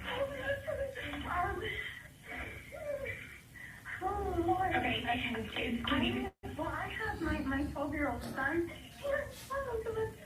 Okay, how old is your niece? Is it gonna be the baby? 8 months old. Okay. Okay, please, and I'm gonna take you home. I can't be here for this. Okay, I understand. This is Kayla's the youngest one? Yes. Okay, I need to talk to somebody because I want to do CPR on her. My dad's doing it right now. Okay, so the CPR is in progress?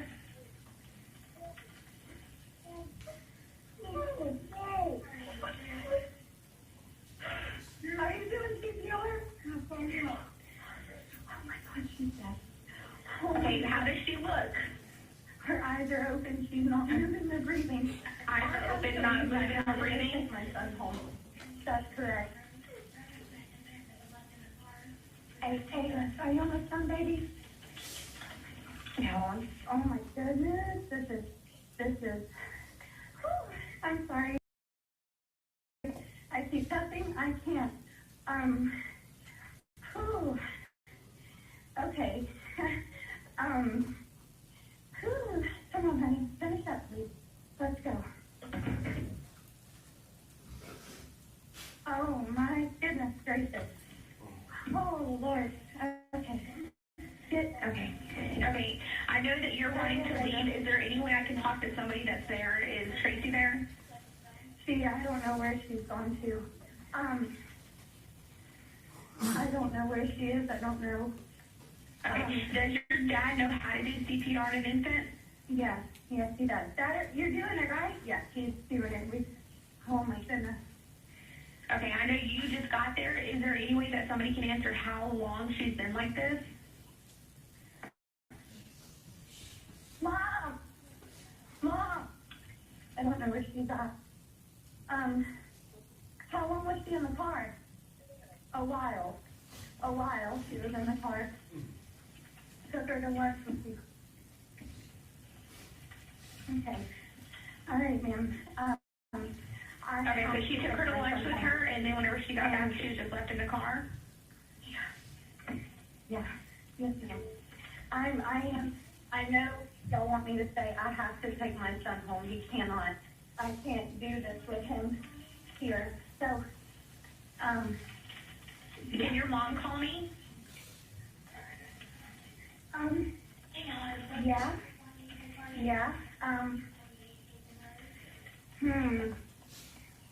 Oh my goodness. Yeah. Yep. Hold on. Mom?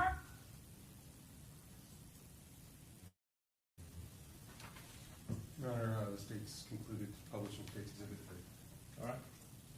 Thank you. State, next witness number 6.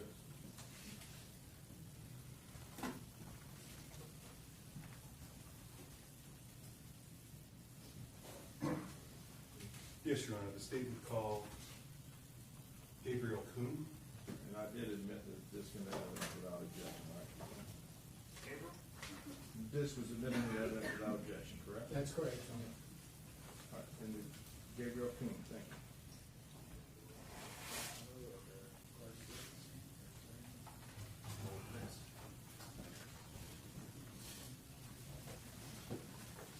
Come on up, we're gonna get you sworn in. Please raise your right hand. Do you solemnly swear or affirm to tell the truth, the whole truth, and nothing but the truth, so help you God? Thank you. All right, sir, just have a seat right here and we'll get started in a second. Yes, ma'am.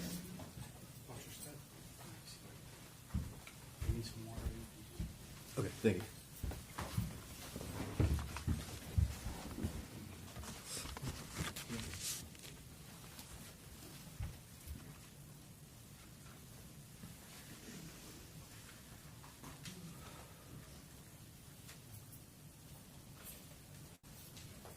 May I proceed, Your Honor? Yes, sir, go ahead, Mr. Coleman. Please state your name. Gabriel Coon, I think it's kind of obvious, but how are you employed? by Hardy County Fire Rescue. How long have you worked for Hardy County Fire Rescue? Actually, it'll be 9 years tomorrow. And what do you do for them? I'm a firefighter paramedic. I think we might have an idea, but why don't you just tell us what that is?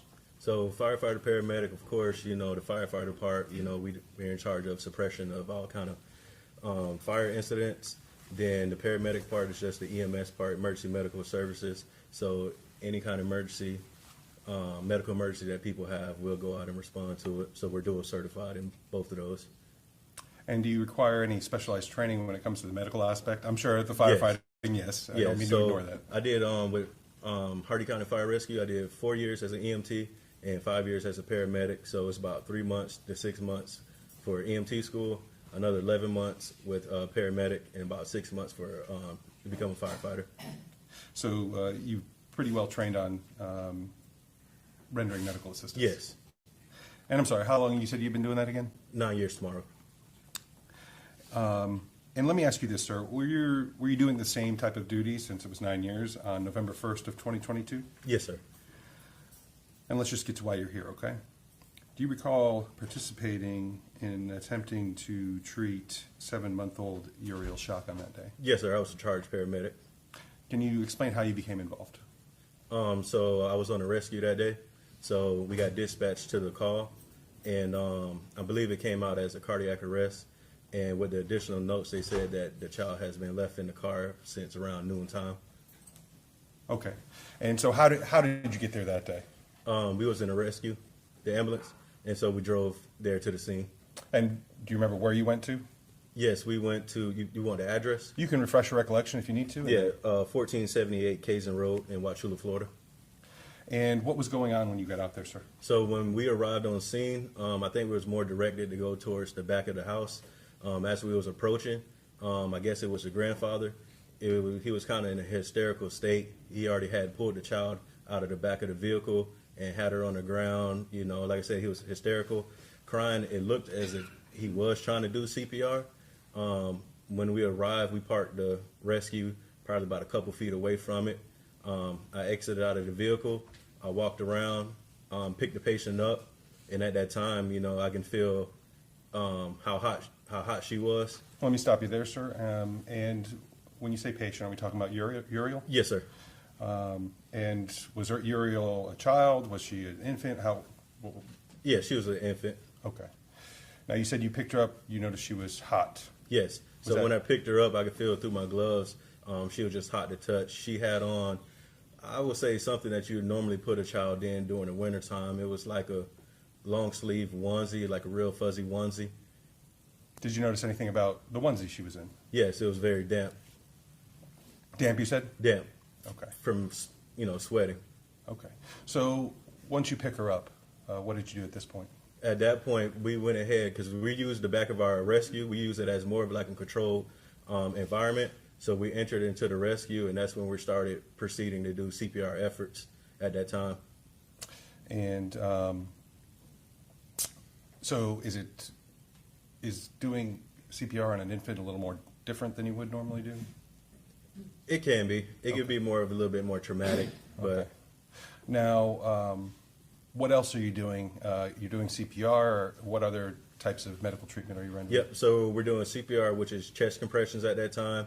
The other person that was on the truck with me, he started an IO, which is intraosseous, which is basically, instead of going with an IV into the vein, it just goes straight into the bone, which was in the lower leg area, the tib-fib area. So we can begin giving medications a little bit quicker at that time. And as he's doing that, I was beginning to intubate the patient because we needed to secure an airway. But at that time, when I was getting ready to insert the blade into the patient's mouth, I noticed that she was clenched, which means... Let me stop you there. You were getting ready to? What do you mean she was clenched? Which means her jaw was just kind of locked in place at that time. Usually we'll have to push medications like succinylcholine to kind of get them to relax. But at that time, once we started doing, you know, further evaluation, we noticed that she started to have rigor mortis that was already set in. And I think we all have an idea of what that is, but what is rigor mortis? So that's just stiffening of the muscles and stuff. You know, once you kind of like pass away or death occurs, the chemicals in the muscles start to leave, and that's just when your muscles and stuff starts to constrict and stuff. But Where did you notice the rigor? in her limbs, in her upper limbs. And how does that show? Just the arms itself will be just kind of in place. Okay. Stuck in place there. And so, did you make any other observations other than the rigor? Yes, that she also had lividity also, which is the pooling of the blood. So once the body, stops circulating blood, with the help of gravity, basically whatever lower portions to the body, gravity just pulls the blood down to the lower parts of the body. And what did that lead you to believe, sir? That she's been dead for a while. And so, what did you do at this point? Did you continue your life-saving treatment? No, at this point, we went ahead and radioed over to Advent Health Wauchula and spoke with the doctor on hand, Dr. DeWan, and we gave him our findings at that time, and he gave us the go ahead and basically call it a signal 7, which is dead on arrival at that point. And even though there was nothing that could be done, what was done with Uri at that time? At that point, we just basically transported to the hospital because it's in our protocol. All pediatrics cardiac arrest must be transported to the hospital at that point. So regardless of her status, you still took her to the hospital? Right. Right. All right, sir. I don't think I have any further questions for you. Okay. Defense any cross-examination? No question, John. All right, we're gonna do one more witness, and then I'm gonna deal with another matter, okay? Yes, sir. Okay. And Your Honor, this witness can use. Yes, you may be excused. All right. Thank you. You may be excused, correct? That's correct, John. All right, thank you. All right, state witness number 7. Thank you. Say we call Kyle Bodek. All right, let's bring him on in, please. Kyle Bodek.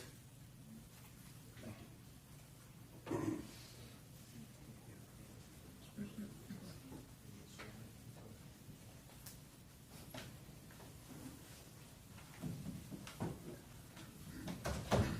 your right hand. Do you solemnly swear or affirm to tell the truth, the whole truth, and nothing but the truth, so help you God? You gonna step around this way, sir? Just go ahead and have a seat, sir.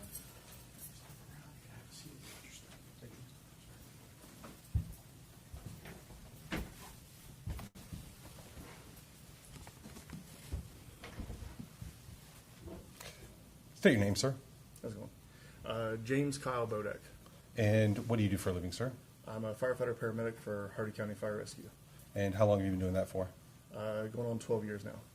And I think we've heard from your fellow firefighter medic, but did you require training and experience to obtain your position? Yes, sir. Through EMT school, then fire school, and then paramedic school. And how long is that process? About 2 years total. So you have extensive medical training? Yes, sir. On-the-job training also? Yes, sir. All right. So with the amount of time you've been doing this for, is it safe to say your duties were the same back on November 1st of 2022? Yes, sir. Now, I do want to draw your attention specifically on that date. Do you recall participating in attempting to treat 7-month-old Uriel Schock on that day? Yes, sir, I do. How did you become involved in that? We were at the station, got dispatched for the call, and at our station in Wauchula, it was Rescue 1 and Engine 1 went to that call. Okay. And so how did you get to that call physically? My duty that day was I was on Engine 1. I was the paramedic on that truck. So we followed in behind Rescue 1. And Rescue 1 would be the ambulance? Yes, sir. And so you're following him in. Where did you go? Our truck pulled around to the front of the driveway. Our truck couldn't make it in the back, so we parked by the front of the house, and we walked in around the side of the house to where the rescue was, back behind where the driveway ended. Okay. And so what was going on when you got there, sir? When we got there, the rescue crew had already moved the patient into the back of the truck, and then that's where we came in. I came in through the back door of the truck. And when you say patient, we're speaking of? Uriel, or Miss Schock. And so she was already in the back. Do you use that truck to kind of, as an impromptu area to? Well, the rescue is what we use to treat and transport patients to the hospital. Okay, and so she was already there. Yes, sir. So what did you do once you got there?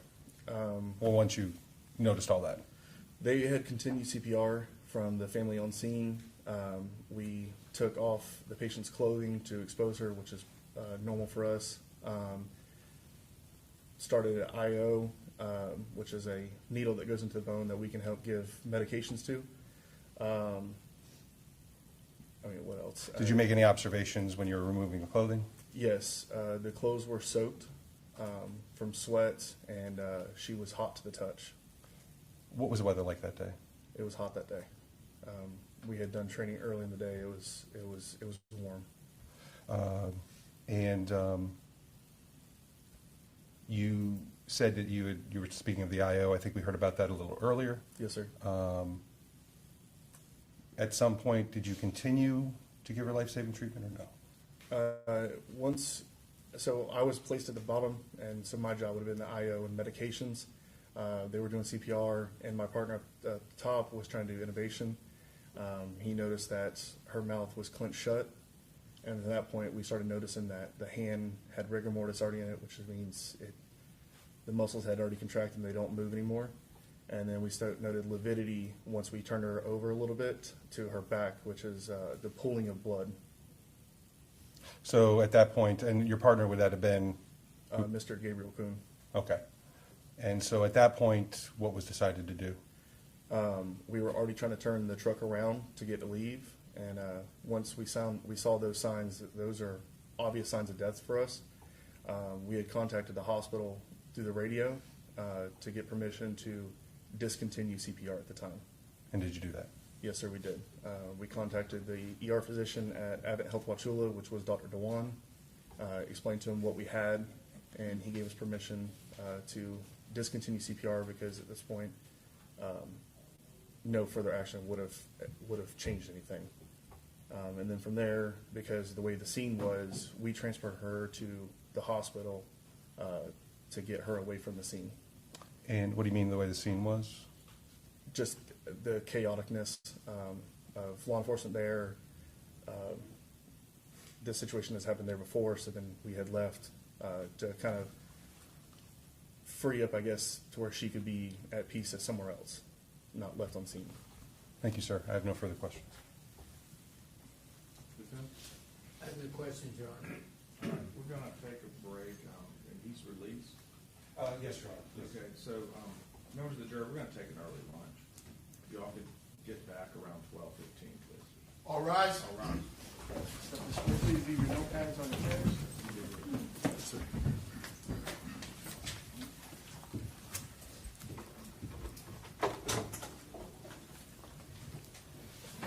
Once they leave, you can leave.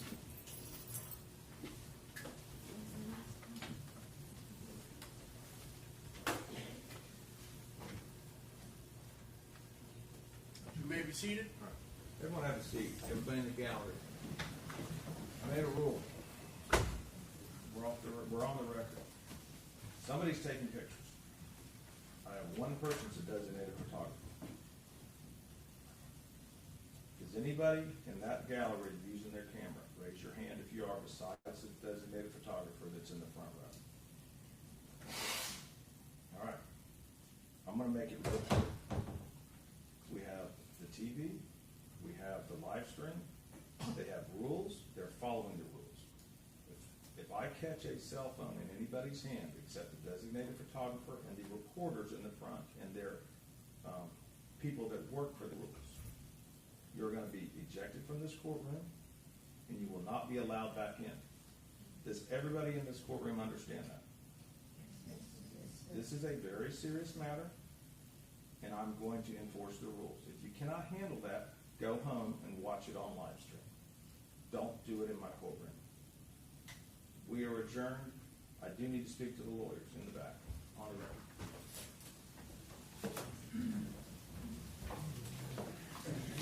And the reporter, I need the reporter to wait, the reporter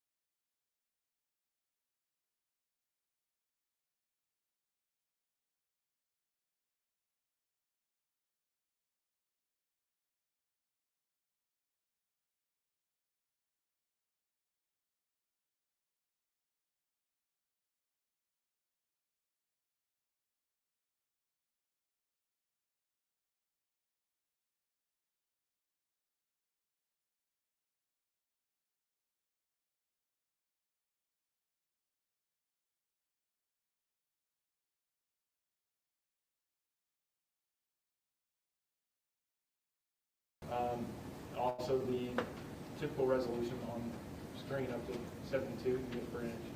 And it showed it had a horizontal or normal fixation picture. Why would that information above that show that it was created, modified, and accessed on 11/28/2022? This would show its actual physical creation date at the bottom, as identified via the forensic report.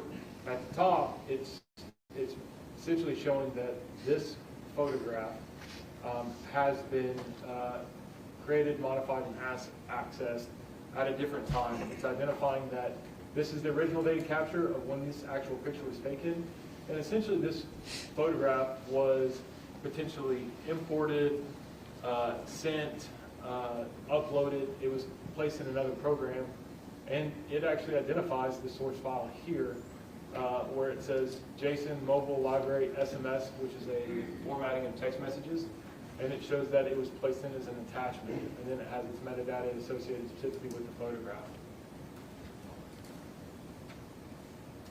Were you able to locate on Jason Chin's phone photos in his photo file that were screenshots of text messages? Yes, I was. Can you tell the jury about those text messages? Yes, I observed multiple screenshot photographs, text message conversations between Jason Chin and the phone number of that of the victims. It identified the phone number at the top of the photographs. It said 423-664-2024. There are multiple screenshots that go all the way back to, I believe, August of 2021 to, I think the latest screenshot goes to, with the time depicted in the actual photograph of where it has a timestamp when something was sent or received, is November 23rd of 2022. Do you know of any reason why Mr. Chin had screenshot photos of his conversation with Jasmine Pace? I can tell you that the actual text conversations were not recovered from the device. Did not recover these text conversations between Jasmine Pace's cellular device and Jason Chin's. The only communications that we observed were the screenshots. So the screenshots were the only evidence left over of the content of this text message. What does it mean that you couldn't find the actual conversations themselves, only the screenshots? I reviewed the contents of the forensic extraction to include the timeline, which essentially is a timeline of all activities on the device. So whether it's a log that's turning the phone on, your phone communicates with towers all the time, provides location data. Also, when you're using the internet, it provides location data, potentially website searches. It shows text message calls, all those things. I reviewed the timeline. I did not observe it.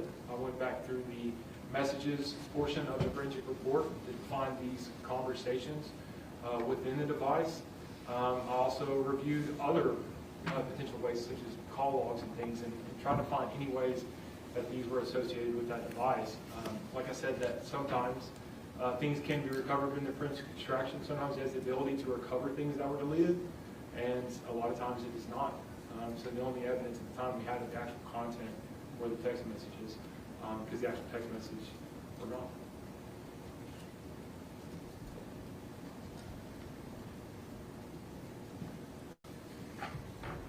States Exhibit 121.